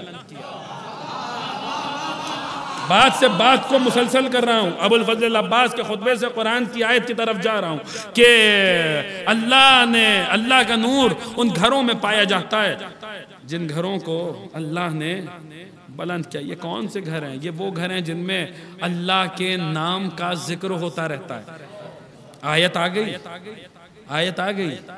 اب یہ روایت میں اپنی کتاب سے نہیں پڑھ رہا، وہ کتاب جو ہمارے خلاف لکھی گئی تھی سوائق محرقہ، وہاں سے پڑھ رہا ہوں کہ جب یہ آیت آئی تو ایک صاحب رسول کے پاس آئے۔ اب وہ تفصیل آپ جانتے ہیں کہ مسجد ہے، مسجد سے ملا ہوا مولا کا گھر ہے، مولا کے گھر کے 2 دروازے ہیں، ایک عام راستے پہ کھلتا ہے، ایک مسجد میں کھلتا ہے، ٹھیک ہے، وہ تفصیلات آپ جانتے ہیں۔ تو جب یہ آیت نازل ہوئی تو اب ایک صاحب ہیں، سمجھ جائیے گا، سین والا صاحب ہے، تو وہ رسول کے پاس آئے، آ کر کہنے لگے کہ یا رسول اللہ، یہ جو اللہ جن گھروں کا ذکر کر رہا ہے، کیا اس سے مراد انبیاء کے گھر ہیں؟ رسول نے کہا ہاں انبیاء کے گھر۔ وہ خوش ہو گئے۔ رسول نے علی کے گھر کا تو نام ہی نہیں لیا، حسنین کے گھر کا تو ذکر ہی نہیں کیا، سیدہ کے گھر کا تو ذکر ہی نہیں کیا، لیکن چاہا۔ اب دیکھیے، ایک ہوتی روایت، ایک ہوتی دلائل۔ روایت کو کہ جذبات تو ہوتے نہیں ہیں، جذبات تو پڑھنے والے پر منحصر کرتے ہیں کہ اس نے اس روایت کو سمجھا کیسے۔ اب ہم نے تو اس روایت کو ایسے ہی سمجھا ہے کہ جب پڑھا تو یہی جذبات سمجھ میں آئے۔ خوش ہو گئے کہ رسول نے علی کے گھر کا تو نام ہی نہیں لیا، فاطمہ کے گھر کا تو کہہ دیا انبیاء کے گھر ہیں، آدم، نوح، ابراہیم، اسماعیل، ان کے گھر ہیں، انبیاء کے گھر ہیں، اللہ نے جن گھروں کو بلند کیا جن میں اللہ کا نور پایا جاتا ہے۔ علی کے گھر کا تو نام ہی نہیں لیا، لیکن چاہا کہ کھلے لفظوں میں ایک بار پوچھ ہی لیں، یہ بھی بات کسر نکل ہی جائے کہ علی کا گھر ہے یا نہیں ہے۔ تو ولو کہ طویل القامت تھے، لیکن پھر بھی ایک مرتبہ بلند ہوئے اور علی کے گھر کی طرف اشارہ کر کے کہا یا رسول اللہ، کہ یہ والا گھر بھی انہی گھروں میں شامل ہے۔ اب رسول چونکہ فطرت سے واقف تھے، رسول چونکہ نیت سے واقف تھے، رسول چونکہ طینت سے واقف تھے، رسول چونکہ جبلت سے واقف تھے، لہٰذا رسول نے بھی تاریخی جواب دیا۔ اور میں اپنی کتاب سے نہیں سنا رہا ہوں، ان کی کتاب صاحب سوائق محرقہ نے نقل کیا، جو الفاظ وہی ہیں وہی نقل کر رہا ہوں کہ اللہ نے کچھ گھروں کو بلند کیا جن میں اللہ کا نور پایا جاتا ہے۔ یا رسول اللہ، اس سے مراد انبیاء کے گھر ہے؟ ہاں انبیاء کے گھر ہے۔ کہ یہ علی و فاطمہ والا گھر، کہ یہ والا گھر بھی انہی گھروں میں شامل ہے؟ رسول نے بھی تاریخی جواب دیا۔ ایک مرتبہ اس کی طرف دیکھا اور دیکھ کر کہا یہ گھر ان تمام گھروں میں سب سے افضل ہے۔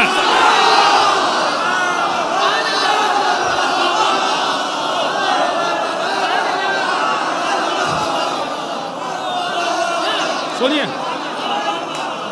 اللہ آپ کو سلامت رکھے، اللہ آپ کو سلامت رکھے، اللہ سلامت رکھے آپ کو۔ یہ گھر اب کیا یزید کے گھر سے موازنہ ہے اس گھر کا؟ یزید کے گھر سے اس گھر کا موازنہ نہیں ہوگا، ہوگا تو آدم کے گھر سے ہوگا، نوح کے گھر سے ہوگا، ابراہیم کے گھر سے ہوگا، اسماعیل کے گھر سے ہوگا، موسیٰ و عیسیٰ کے گھروں سے ہوگا۔ عزیزان گرامی، رسول نے فیصلہ کر دیا، علی کا گھر آدم کے گھر سے افضل، علی کا گھر نوح کے گھر سے افضل، علی کا گھر ابراہیم کے گھر سے افضل۔ ارے ماننا پڑے گا علی کا گھر آدم کے گھر سے افضل ہے، ماننا پڑے گا علی کا گھر آدم کے گھر سے افضل ہے۔ ارے بھیا وہ آدم کا گھر تھا جہاں دو بھائی پروان چڑھے، ایک اگر حابیل بن گیا تو دوسرا قابیل بن گیا۔ یہ علی کا گھر ہے، یہاں پہ بھی دو بھائی ملیں گے، ایک اگر حسن ملے گا تو دوسرا حسین ملے۔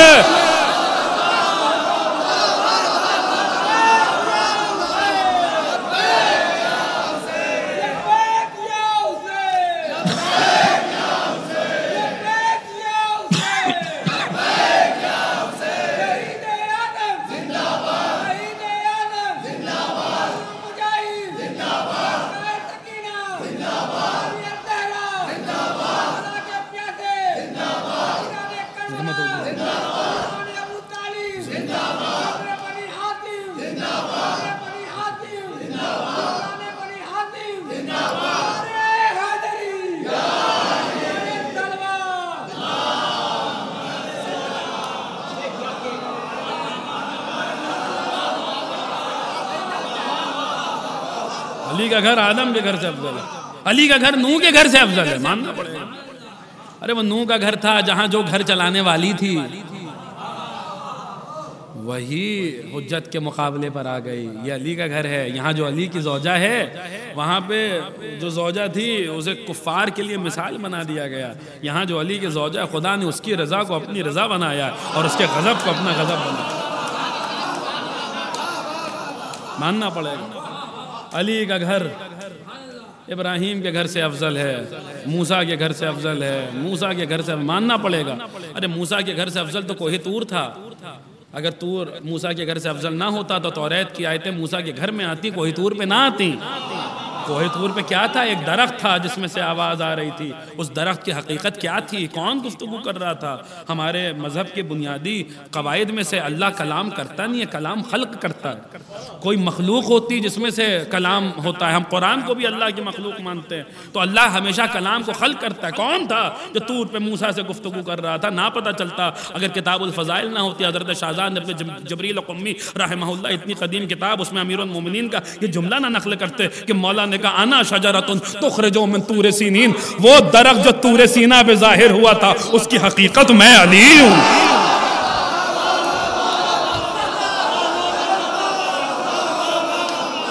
کیا کیا جائے؟ کیا کیا جائے؟ اللہ طور پہ موسیٰ سے کلام کرے یا معراج پہ محمد سے باتیں کرے، ہر جگہ لہجہ علی کا ہی ہوتا ہے صلی اللہ علیہ وآلہ۔ عزیزان گرامی، ماننا پڑے گا علی کا گھر موسیٰ کے گھر سے افضل۔ ارے ماننا پڑے گا علی کا گھر مریم کے گھر سے افضل ہے۔ وہ مریم کا گھر ہے جہاں مریم اس جگہ پر موجود ہیں کہ جہاں پر جو ہے وہ محرم رشتہ دار بھی نہیں جاتے، محرم رشتے بھی وہاں پہ مریم نے دیکھا کوئی آ گیا اور پوچھا کہ یہ کون ہے، تو آنے والے نے بتایا گھبرانے کی ضرورت نہیں، میں خدا کا بھیجا ہوا رسول ہوں، اس کا پیغام لے کر آیا ہوں، میں بیٹے کی بشارت دینے کے لیے آیا ہوں۔ مریم کا گھر وہ ہے جہاں عیسیٰ وہاں تک پہنچ گئے جہاں پر محرم رشتہ دار بھی نہیں جاتے۔ یہ علی و فاطمہ کا گھر ہے، چادر کے نیچے فاطمہ اپنے بابا کے ساتھ بیٹھی ہیں، اپنے شوہر کے ساتھ بیٹھی ہیں، اپنے بیٹوں کے ساتھ بیٹھی ہیں، لیکن جبریل میں یہ جرأت نہیں کہ بنا اجازت کے چادر کے ماننا پڑے گا علی و فاطمہ کا گھر مریم کا۔ ارے ماننا پڑے گا علی و فاطمہ کا گھر ابراہیم کے گھر سے افضل ہے، ماننا پڑے گا وہ ابراہیم کا گھر تھا جہاں جب فرشتے قوم لوط پر عذاب نازل کرنے کے لیے آئے اور ابراہیم نے دسترخوان بچھا دیا اور فرشتے انسانی پیکر میں آئے تھے، تو کہا کہ بسم اللہ تناول فرمائیے، تو فرشتے اٹھ گئے۔ فرشتوں نے ابراہیم کے یہاں سے روٹیاں نہیں لیں، اٹھ کے چلے گئے۔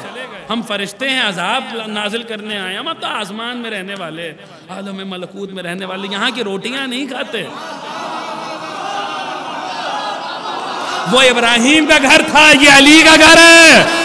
جو فرشتے وہاں سے بنا روٹیاں لیے گئے تھے انہیں کہا جا رہا ہے ایک دن نہیں، 2 دن نہیں، وہ یطعمون الطعام علی حبہ مسکینا ویتیما واسیرا، ایک دن نہیں، 2 دن نہیں، 3 دنوں تک مسلسل آؤ روٹیاں لے کے جاؤ، خبردار اکڑتے ہوئے نہ آنا۔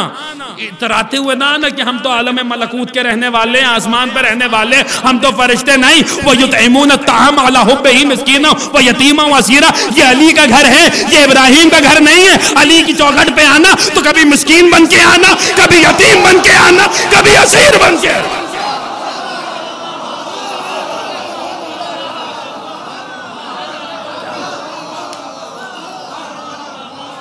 کیا موازن، کیا موازنہ. یہاں پر فرشتے خادم بن کر آ رہے ہیں. عزیزان گرامی قدر، السلام علیکم یا اہل بیت النبوہ و موضع رسالہ و مختلف الملائکہ و محبت الوحی. یہ گھر ہے جہاں فرشتے آتے جاتے رہتے ہیں. یہ گھر ہے کہ جہاں پر وحی کا نزول ہوتا ہے. ابوالفضل عباس، کیا موازنہ. میرا حسین کا گھر کہاں اور تمہارے یزید کا گھر کا. ایک جملہ رہ گیا تھا، وہ جملہ سن لیجئے، اور میں اب جو اگلا پیراگراف ہے اس کی طرف آ رہا ہوں.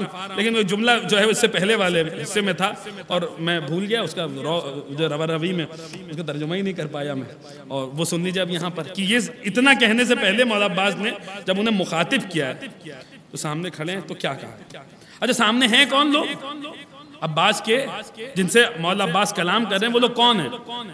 حاجی ہیں. جزاک اللہ، سب حاجی صاحب ہیں، احرام باندھے ہوئے حاجی ہیں، سب نمازیں پڑھ رہے ہیں، آب زمزم پی بھی رہے ہیں اور وضو بھی اسی سے کر رہے ہیں. حاجی ہیں، سب حاجی صاحبان کھڑے ہیں. اور مولا عباس ان سے خطاب پتہ ہے کیا کر رہے ہیں؟ مولا کہہ رہے ہیں ایوہل کفرۃ الفجرہ. حاجی ہیں، نمازی ہیں، آب زمزم پی بھی رہے ہیں، اسی سے وضو بھی کر رہے ہیں. اور مولا عباس پر کیا کہہ رہے ہیں؟ ارے کاش میں پہنچا لیتا ہوں یہ جملہ. مولا ان حاجیوں کی طرف، احرام باندھے حاجیوں کی طرف دیکھ کر کہہ رہے ایوہل کفرۃ الفجرہ. او کافروں، او فاجروں.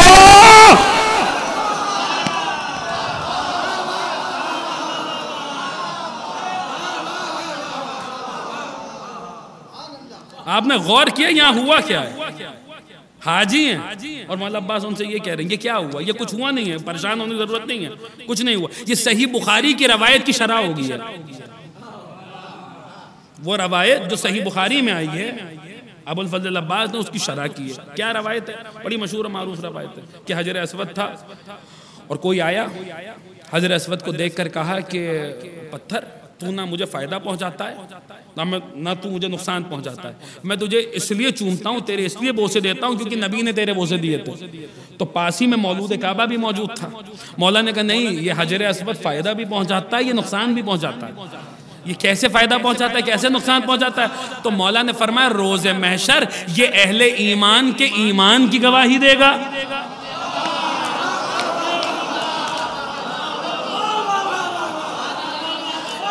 اہل کفر کے کفر کی گواہی دے گا، اہل کفر کے کفر کی گواہی دے گا. پھر سنیے، اہل کفر کے کفر کی گواہی دے گا. یعنی یہ پتھر بتائے گا، حجر اسود بتائے گا کہ احرام باندھے کتنے کافر حج پر آئے ہیں.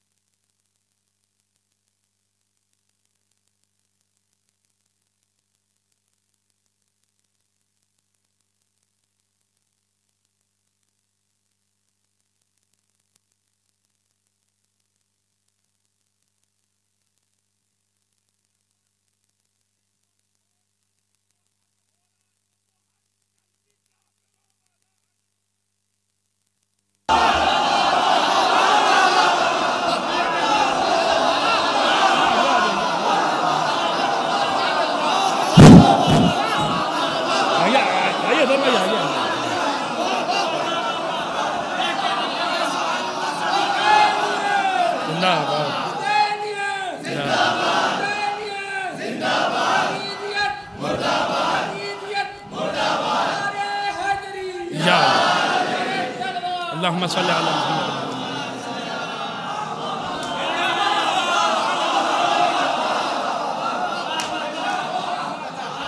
ایہا الکفرۃ الفجر. اچھا اسی خطبے کی شرح آپ کو انہی جملوں کی شرح آپ کو چوتھے امام چھٹے امام ان سب کی زندگیوں میں ملے گی. مثلا چھٹے امام کا زمانہ ہے اور غالباً حضرت ابو بصیر سے ہی روایت ہے غالباً کہ ابو بصیر آئے چھٹے امام کے پاس, اور اسی سے ملتی جلتی روایت چوتھے امام سے بھی کہ زہری آئے چوتھے امام کے پاس اور آ کر کہنے لگے مولا کتنے حاجی آئے ہیں. اب حاجیوں کے لیے تو یہ ہے روایتیں وارد ہوئی ہیں کہ جو حج کرتا ہے اس کے سابقہ سارے گناہ بخش دیے جاتے ہیں, جنتی ہو جاتا ہے. جب حج سے واپس لوٹتا ہے تو ایسے ہوتا ہے جیسے ابھی ماں کے شکم سے دنیا میں ظاہر ہوا, تو سب جنتی ہو جاتے ہیں. تو مولا سے چھٹے امام سے ابو بصیر نے کہا اور زہری نے چوتھے امام سے کہا جن کا آج دن ہے کہ مولا کتنے حاجی آئے, کتنے لوگ جنتی ہو گئے, کتنے لوگ حاجی آئے, کتنے حاجی ہیں, کتنا مجمع ہے, کتنے لوگ جنتی ہو گئے. تو دونوں کے لیے یہ روایتیں ملتی ہیں چھٹے امام سے بھی اور چوتھے امام سے بھی. وہاں ابو بصیر یہاں زہری کہ بلا تشبیہ مولا نے اپنا ہاتھ اٹھایا اور ایک مرتبہ اس کی آنکھ پر پھرائے کہ اب دیکھو. تو ایک مرتبہ زہری نے دیکھا, جب چوتھے امام نے ہاتھ پھرائے تو ایک مرتبہ زہری نے دیکھا, گھبرا کے کہا مولا دیکھا نہیں جاتا, جلدی سے یہ پردے واپس جیسے تھے پہلے ویسے پردے ڈال دیجئے. تو امام نے پھر بلا تشبیہ ہاتھ اٹھایا اور نظروں پر سے ہاتھ پھیرا. کیا دیکھا؟ کہا مولا ابھی تک تو احرام باندھے حاجی تھے,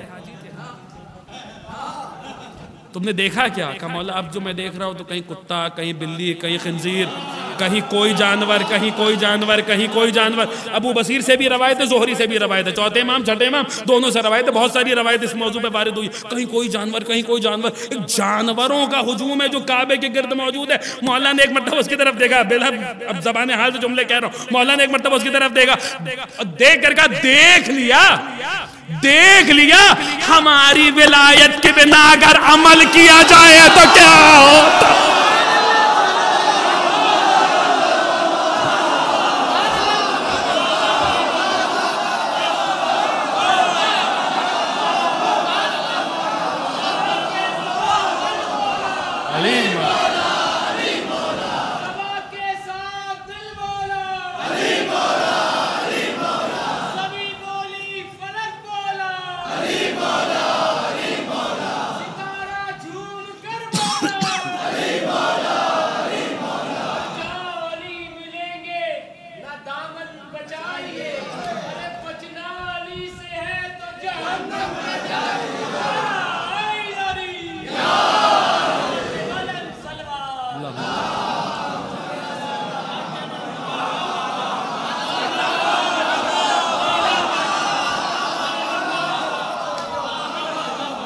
ہماری ولایت کے بنا عمل ہو تو کیا ہوتا ہے دیکھ لیا. اور جانوروں کی بھیڑ ہے خانہ کعبہ کے گھر. عزیزان گرامی پھر یہ باتیں کوئی اعتراض کا محل نہیں ہے, ارے کیسے کہہ دیا, کیا کہہ دیا, کوئی ایسا نہیں. آپ قرآن غور سے پڑھیے تو آپ کو اس پہ دلائل ملیں گے. قرآن میں آپ کو اس مفہوم پہ جو مولا ابو الفضل عباس حاجیوں سے کہہ رہے ہیں نا, حی الکفرۃ الفجر, او کافر او فاجر, قرآن میں دلائل ملیں گے. یہ قرآن میں آیت نہیں ہے انا ہدیناہ السبیل اما شاکرا و اما کفورا, ہم نے سبیل کی طرف ہدایت کر دی, اب چاہے تم شکر کر کے شاکر بنو یا کفر کر کے کافر بنو.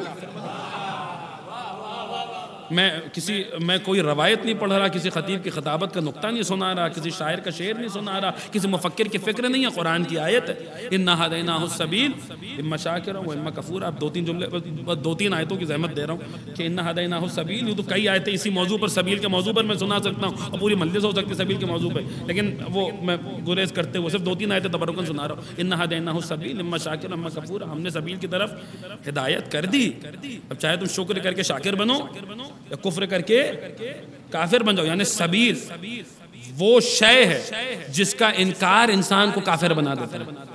میں نہیں کہہ رہا, قرآن کہہ رہا ہے چاہے تم کفر کر کے کافر بن جاؤ. سبیل کہتے کسے ہیں؟ سبیل کہتے ہیں راستے کو.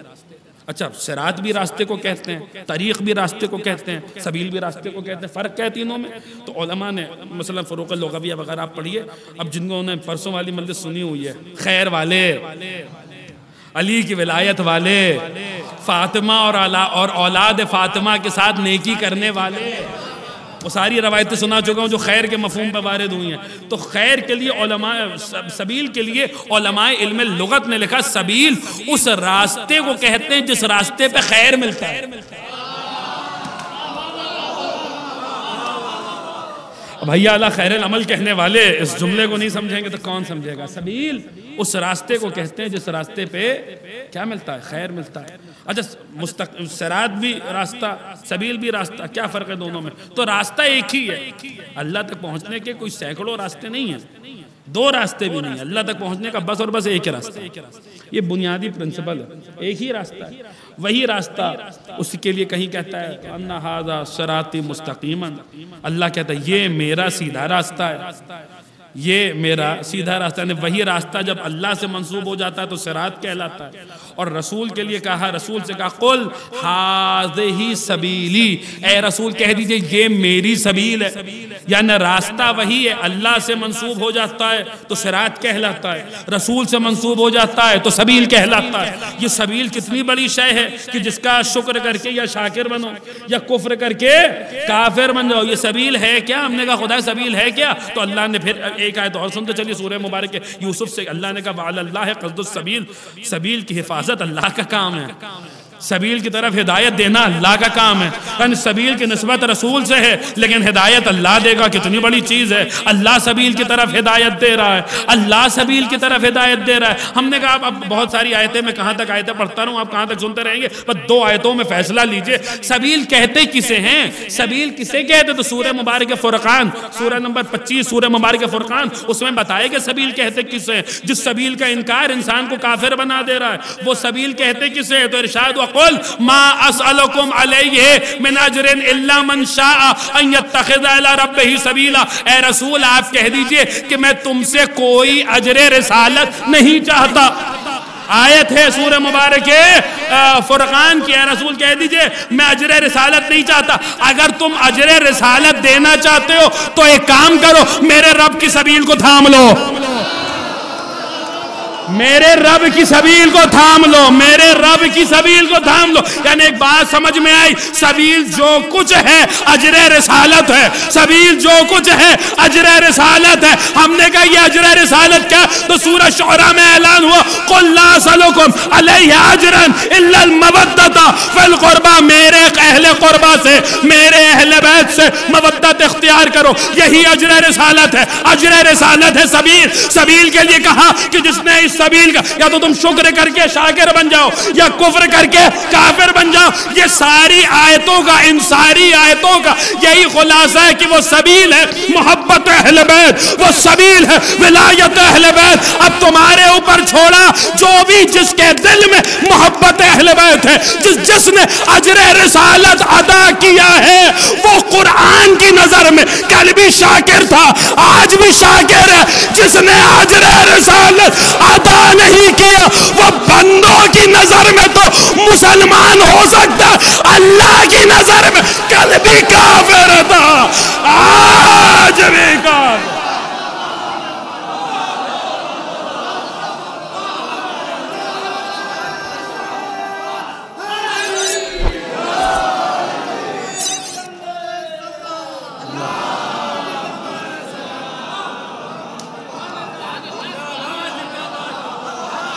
یہ قرآن کا فیصلہ ہے، بندوں کی نظر میں مسلمان رہے گا، وہ پاک رہے گا، شہادت گواہی قبول کر لیں گے، سب ہو جائے گا، حقیقت میں اس کے دل میں کفر چھپا ہوگا۔ یہی وہی حقیقی کفر ہے جو دلوں میں چھپا ہوا، اس کی طرف مولا عباس اشارہ کر کے کہہ رہے ہیں ایھا الکفرۃ الفجر، او کافروں، او احرام باندھے کافروں،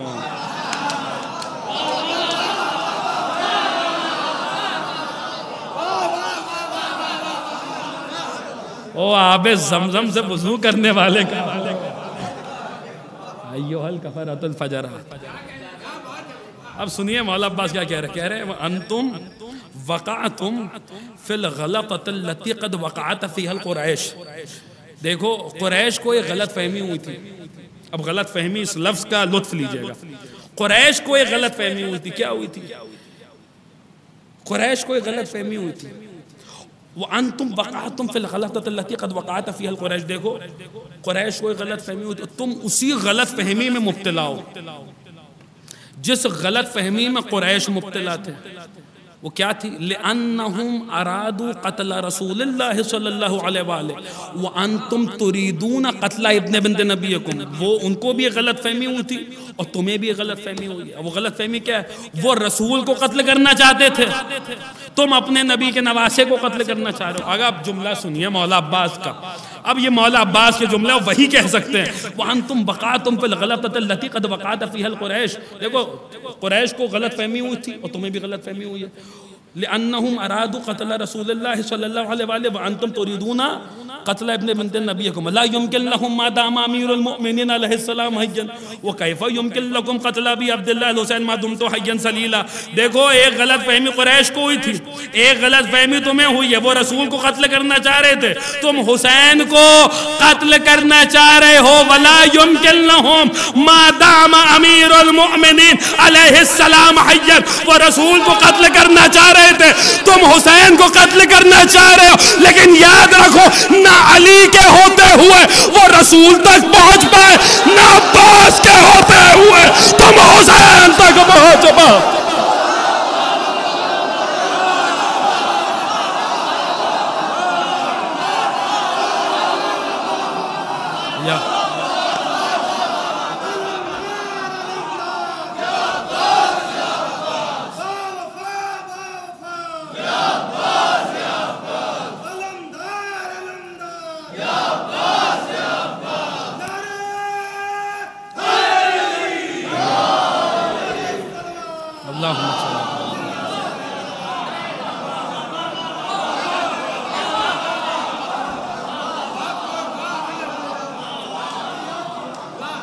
وانتم فی الوقعات التي قد وقعت فيها القریش. ارے تم اسی غلط فہمی میں مبتلا ہو جس غلط فہمی میں قریش مبتلا تھے.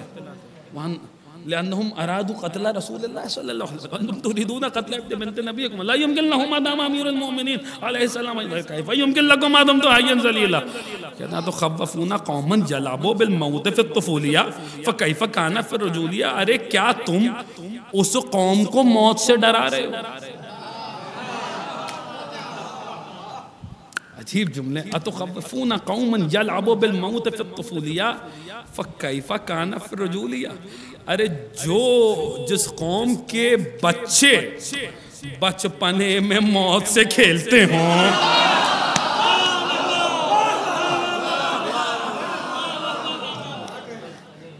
بچپنے میں جہاں موت سے کھیلا جاتا ہو، ارے جہاں گہوارے میں کلہ اجدر چیرا جاتا ہو،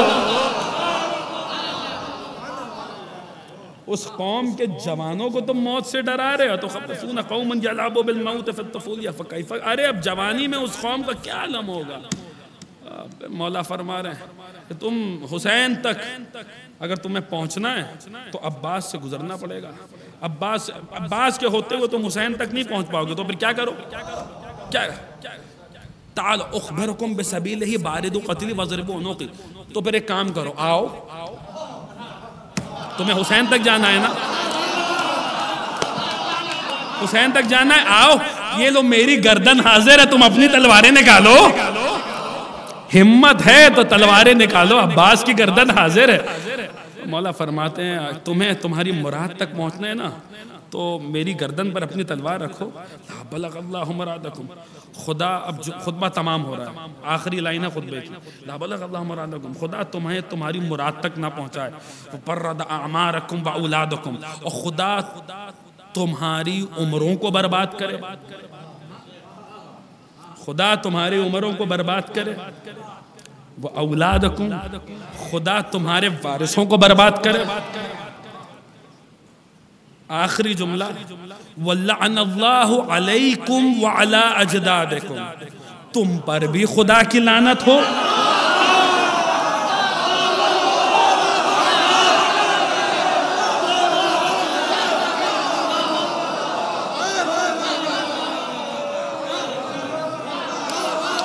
عجیب جملہ.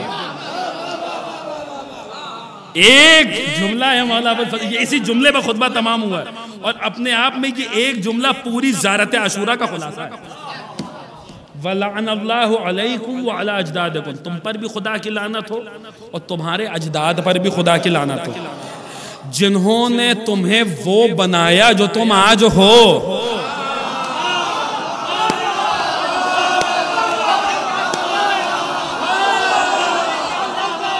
ان پر بھی خدا کی لعنت ہو. پوری زیارت عاشورہ کا خلاصہ ایک جملے میں دے رہے ہیں مولا ابو الفضل عباس وَلَعَنَ اللَّهُ عَلَيْكُمْ وَعَلَىٰ أَجْدَادِكُمْ. ارے صرف یزید پہ لعنت کر لینے سے کچھ نہیں ہوگا, یزید پہ بھی لعنت کرنی پڑے گی, یزید کو یزید بنانے والے پہ بھی لعنت کر.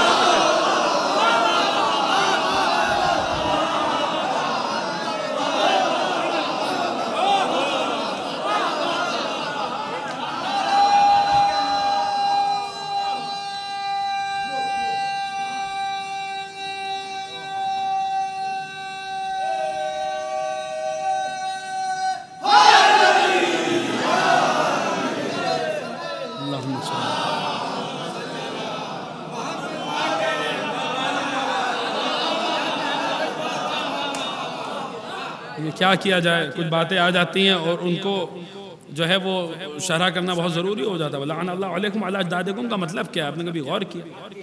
آپ زیارت عاشورہ پڑھتے ہیں؟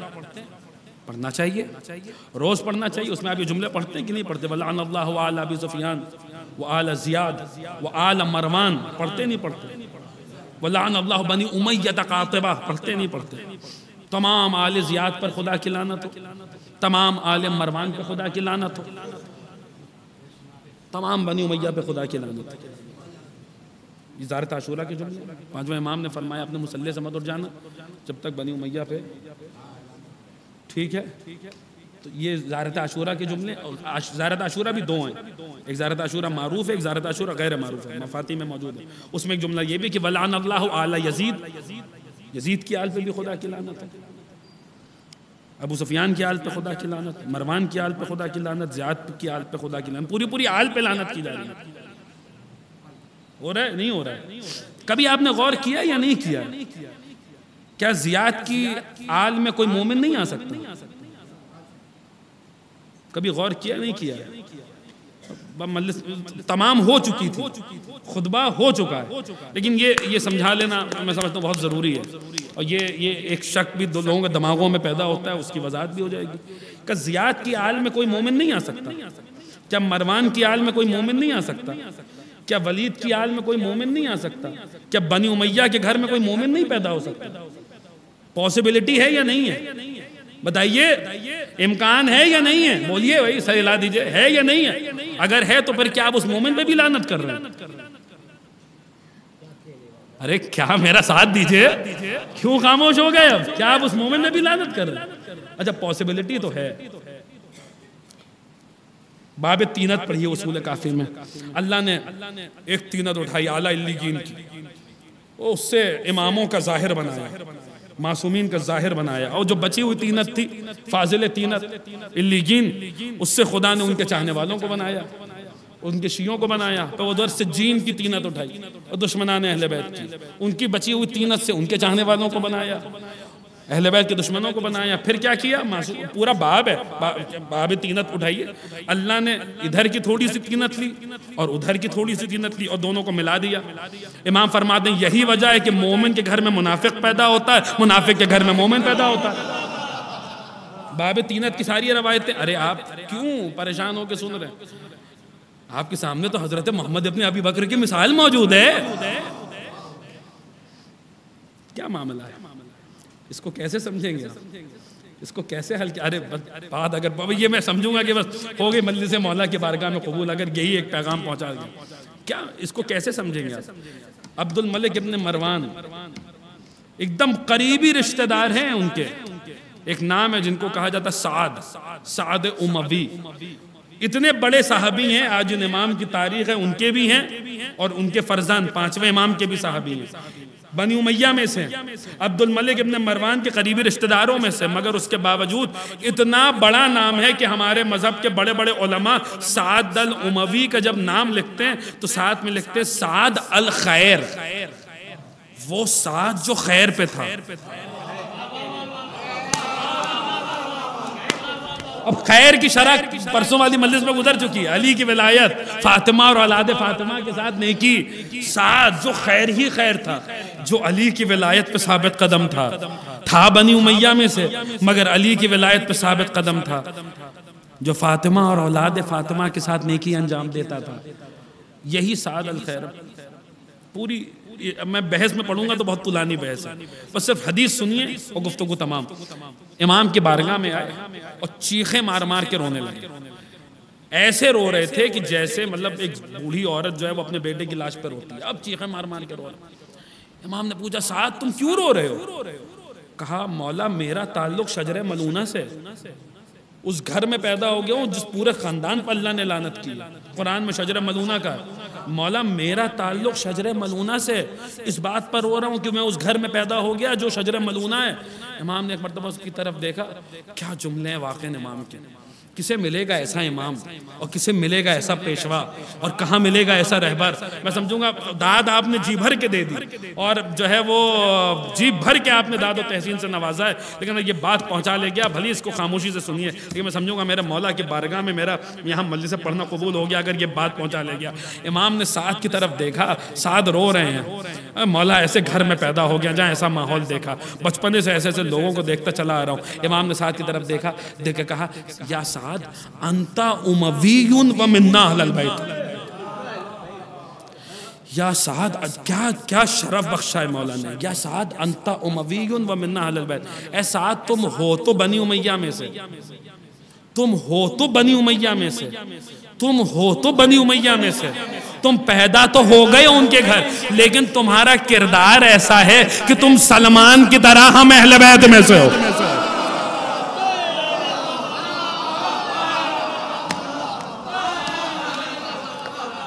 تمہارا کردار تمہارا ایمان ایسا ہے، انت امویون و منا اہل بیت، تم ہم اہل بیت میں سے ہو۔ جیسے سنا سعد حیران، مولا میں بنی امیہ میں پیدا ہونے والا، آپ کہہ رہے ہیں منا اہل البیت، ہم اہل بیت میں سے، مولا کتنی بڑی بات ہو گئی، یہ تو سلمان کے لیے رسول نے کہا تھا۔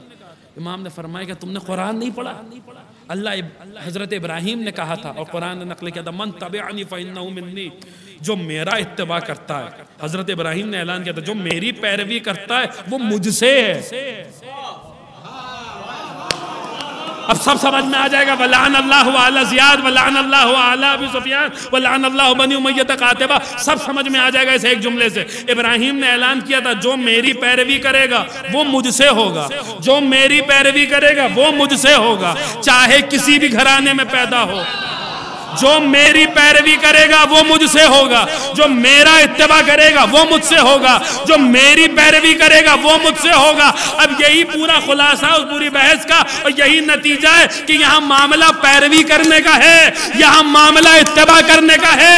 اگر مخالف چچا بھی ہو جائے تو تبت یدا ابی لہب کا سورہ آ جاتا ہے، اور اگر پیروی کرنے والا ایران سے بھی آیا تو اسے منا اہل البیت کہہ دیا جاتا۔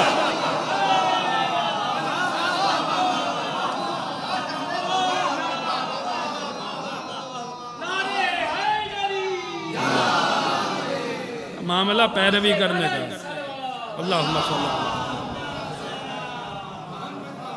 عقیدہ کیسا ہے؟ عقیدہ حمران ابن عیون معنی الاخبار میں، ختم ہو گئی مجلس، شیخ صدوق نے نقل کیا، حمران چھٹے امام کا صحابی، امام کی خدمت میں بیٹھے، سب بول رہے ہیں، حمران چپ ہیں۔ امام نے کہا حمران تم کیوں نہیں کلام کرتے؟ پورا باب بانا ہے۔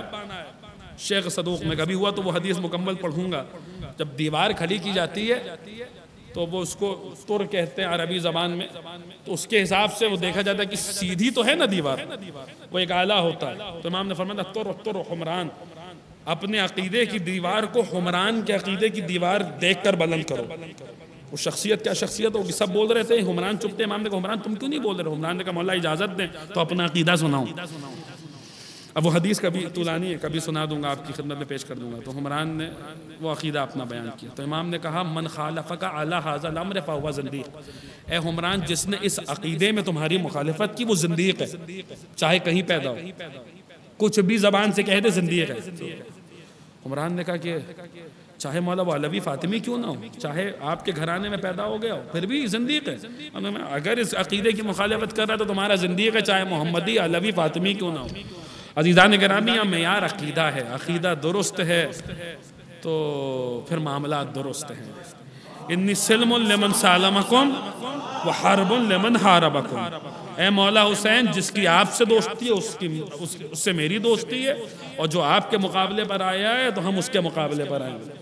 ہماری دوستی ہماری دشمنی کا معیار یہی ہے۔ عزیزان گرامی، بہت خوبصورتی سے آپ حضرات نے سنا اور بڑی محبتوں سے نوازا، مجلس تمام ہو گئی اور جو ہے وہ سارے مراحل حل ہو گئے۔ بہرحال خدا بند عالم ہمارے پڑھنے کو، آپ کے سننے کو اپنی بارگاہ میں شرف قبولیت عنایت فرمائے۔ یہی معاملہ ہے کہ جو ہم کہتے ہیں وَلَعَنَ اللَّهُ وَعَلَى سِيَادُ وَعَلَى مَرْوَانَ، جو ان کی پیروی کر رہا ہے چاہے کہیں پیدا ہو، چاہے کسی گھرانے میں آ جائے، جو ابو سفیان کی پیروی کر رہا ہے اس پر خدا کی لعنت ہو، جو مروان کی پیروی کر رہا ہے اس پر خدا کی لعنت ہو، جو زیاد کی پیروی کر رہا ہے اس پر خدا کی لعنت ہو، چاہے کسی گھرانے میں آ جائے۔ وہ معاملہ ادھر سے کہ وَلَعَنَ اللَّهُ، اسی لیے مولا عباس کہہ رہا ہے وَلَعَنَ اللَّهُ عَلَيْكُمْ وَعَلَى أَجْدَادِكُمْ، تم پر بھی خدا کی لعنت ہو اور جن کی تم پیروی کر رہے ہو، یزید پہ بھی خدا کی لعنت ہو، یزید کو یزید بنانے والے پہ بھی خدا کی لعنت ہو۔ عزیزان گرامی، بات تمام ہو گئی۔ آج کا دن بڑا قیامت کا دن تھا، کتنی بڑی مصیبت کا دن تھا آج۔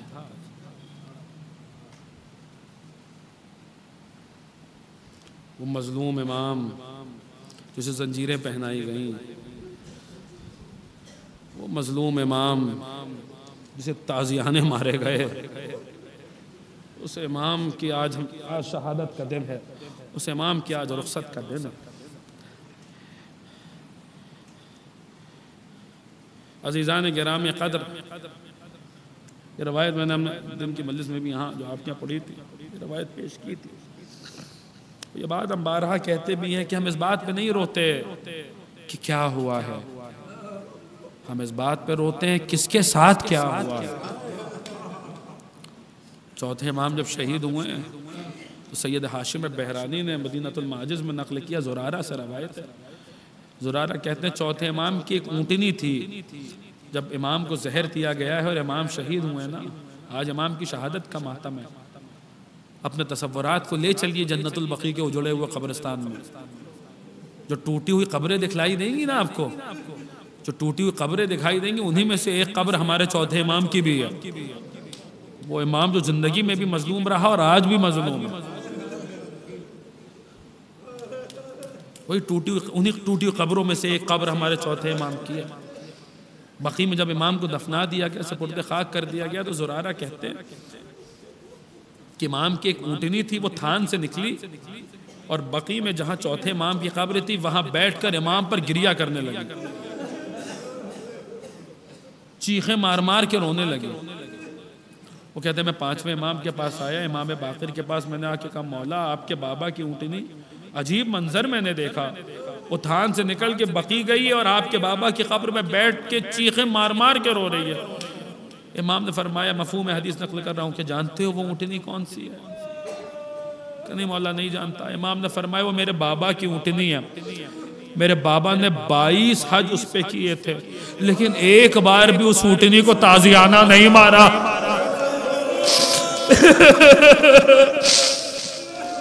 اسی بات پہ ہم روتے ہیں کس کے ساتھ کیا ہوا ہے، جو جانوروں کو تازیانہ نہیں مارتا تھا، کربلا سے شام تک اس کی پشت تھی اور شبر کے تازیانے۔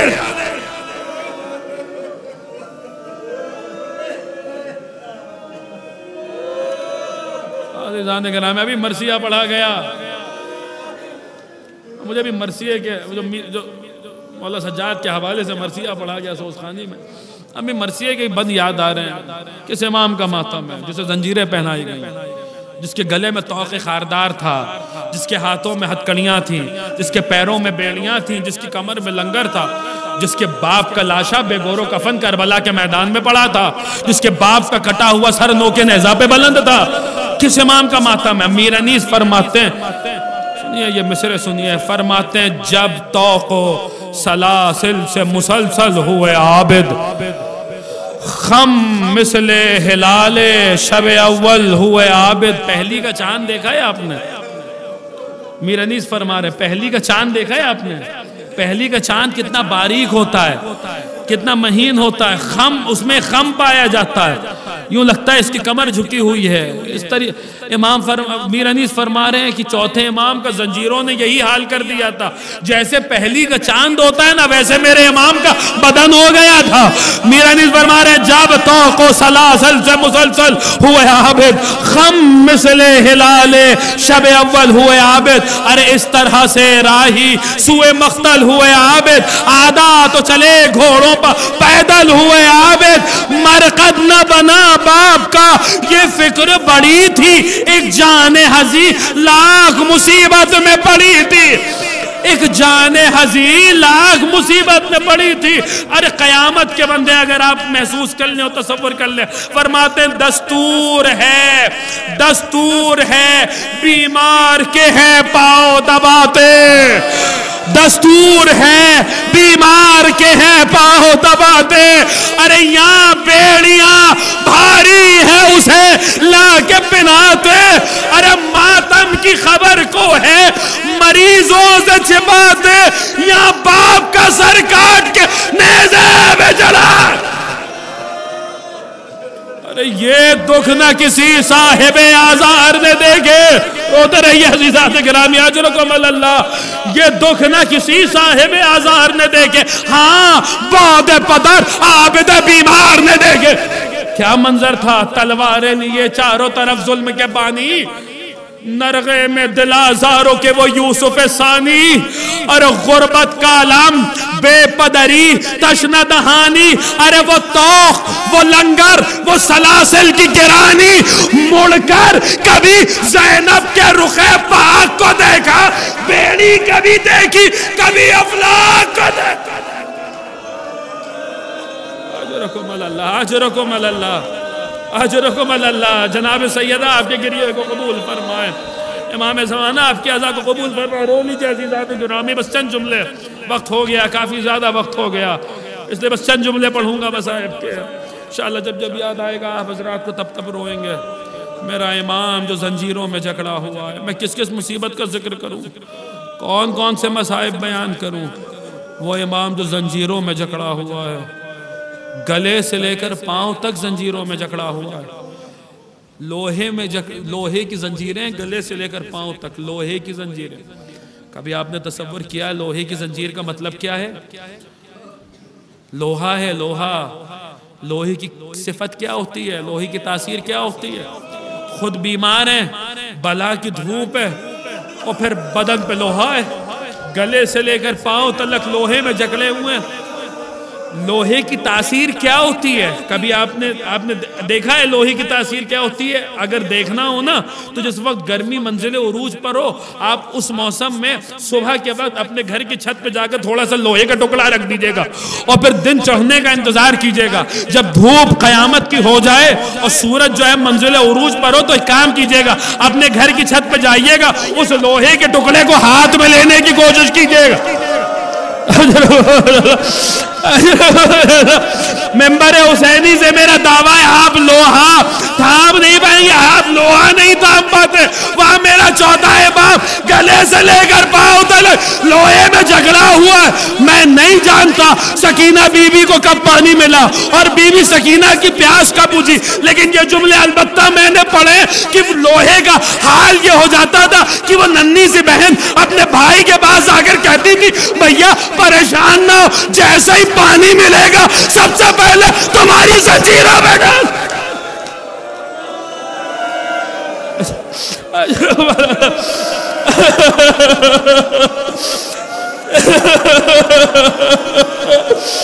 پہلے تمہارے یا اللہ یا اللہ سدیہ مجلس تمام ہو گئی. مولا آپ کے گریہ کو قبول فرمائے، جناب سیدہ آپ کی عزا کو قبول فرمائے. مجلس تمام، رو لیجئے عزیزان اکرام. یہی آنسو مال مجلس ہے، اسی لیے یہ اہتمام ہوتا ہے. انہی آنسوؤں کے لیے ہم فضائل پڑھتے ہیں، انہی آنسوؤں کے لیے اہتمام کیا جاتا ہے. کیا گزر گئی میرے امام پہ، کیا گزر گئی. بس ایک منظر آپ سنتے ہیں، اکثر مرثیوں میں سنتے ہیں، عابد سے جب وطن میں کسی نے کیا کلام، گزرے کہاں زیادہ خلق تم پہ یا امام؟ حضرت نے 3 بار کہا شام شام شام، ارے سر کھولے میرا کنبہ تھا اور گرد خاص و عام، زینب کو دیکھ دیکھ ادو شاد ہوتے تھے، بابا کا سر بھی روتا تھا اور ہم بھی روتے تھے۔ اب سنتے رہتے ہیں امام کی زبان پہ شام ہے، الشام الشام الشام، کیا ہو گیا شام میں ایسا؟ 2-3 جملے سنیے، میں لسٹ تمام کر رہا ہوں۔ کیا گزر گئی امام پہ شام؟ صاحب سوگنامہ آل محمد نے نقل کے نعمان ابن منذر مدائنی امام کی خدمت میں آئے، آگے کہنے مولا کیا ہو گیا شام میں ایسا، کیا گزر گئی شام میں؟ امام نے فرمایا 7 مصیبتیں ہم پر ایسی ہیں جو شام میں نازل ہوئی، کبھی کسی قیدی پر، کسی اسیر پر یہ مصیبتیں نہیں آئی ہیں، نہیں کسی اسیر نے ان مصیبتوں کے ساتھ 7 مصیبتیں، اب میں نہ 7 پڑھ سکتا ہوں نہ آپ 7 سن سکتے ہیں، بس اور دن کی مجلس میں بھی 2-3 کا ذکر کیا تھا، بھئی 1-2 سن لیجئے اس وقت بھی۔ کیا گزری ہے امام پر شام میں، کیا ہو گیا امام کے ساتھ شام میں، کیا گزری ہے؟ امام فرماتے ہیں پہلی مصیبت کون سی مصیبت؟ امام فرماتے ہیں شام میں ہمیں اس علاقے سے گزارا گیا جو یہودیوں اور نصرانیوں کا علاقہ تھا اور اعلان کیا گیا جسے خیبر اور خندق کا بدلہ لینا ہے۔ امام فرماتے ہیں وہ جلتی ہوئی لکڑیاں ہم پر پھینک رہے، جلتی ہوئی لکڑیاں ہم پر پھینکی جا رہی تھی، اور کیا ہوا مولا، کیا گزر گئی شام میں؟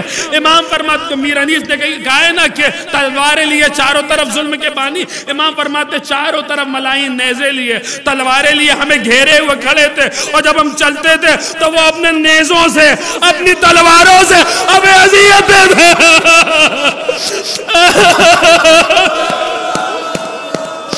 نیزے چبوتے تھے، تلواریں چبوتے، اور جب اب نہیں پڑھا جائے گا سن لیجیے آخری مصیبت مجلس تمام کر رہا ہوں۔ کیا گزر گئی شام میں، کیا ہو گیا شام میں؟ عزیزان گرامی آپ میں سے جن نوجوان بھائیوں نے قمع کا ماتم و زنجیر کا ماتم کیا ہے یا جنہیں زخم آ جاتے ہیں وہ ذرا دل پر ہاتھ رکھ کے بتائیں، جب زخم ہوتا ہے کسی کے بدن پہ کھلا ہوا زخم ہوتا ہے تو کیا کیا جاتا ہے؟ دوا لگائی جاتی ہے، پٹی باندھی جاتی ہے، عرق گلاب ڈالا جاتا ہے، یہی ہوتا ہے نا؟ کہیں کھلے ہوئے زخم پہ کھولتا پانی تو نہیں ڈالا جاتا۔ امام فرماتے جب ہم شام کے بازار میں لائے گئے عورتیں چھتوں پہ کھولتا پانی لیے تیار تھی، ارب پتھر آتے تھے، سر پہ زخم لگتے تھے، عورتیں اپنی چھتوں سے کھولتا پانی، عجب نہیں امام نے اپنا ماما اتارا ہو، ابن منظر دکھاؤ دیکھو ہمارے نانا کی امت یوں اجر رسالہ سے داری ہے۔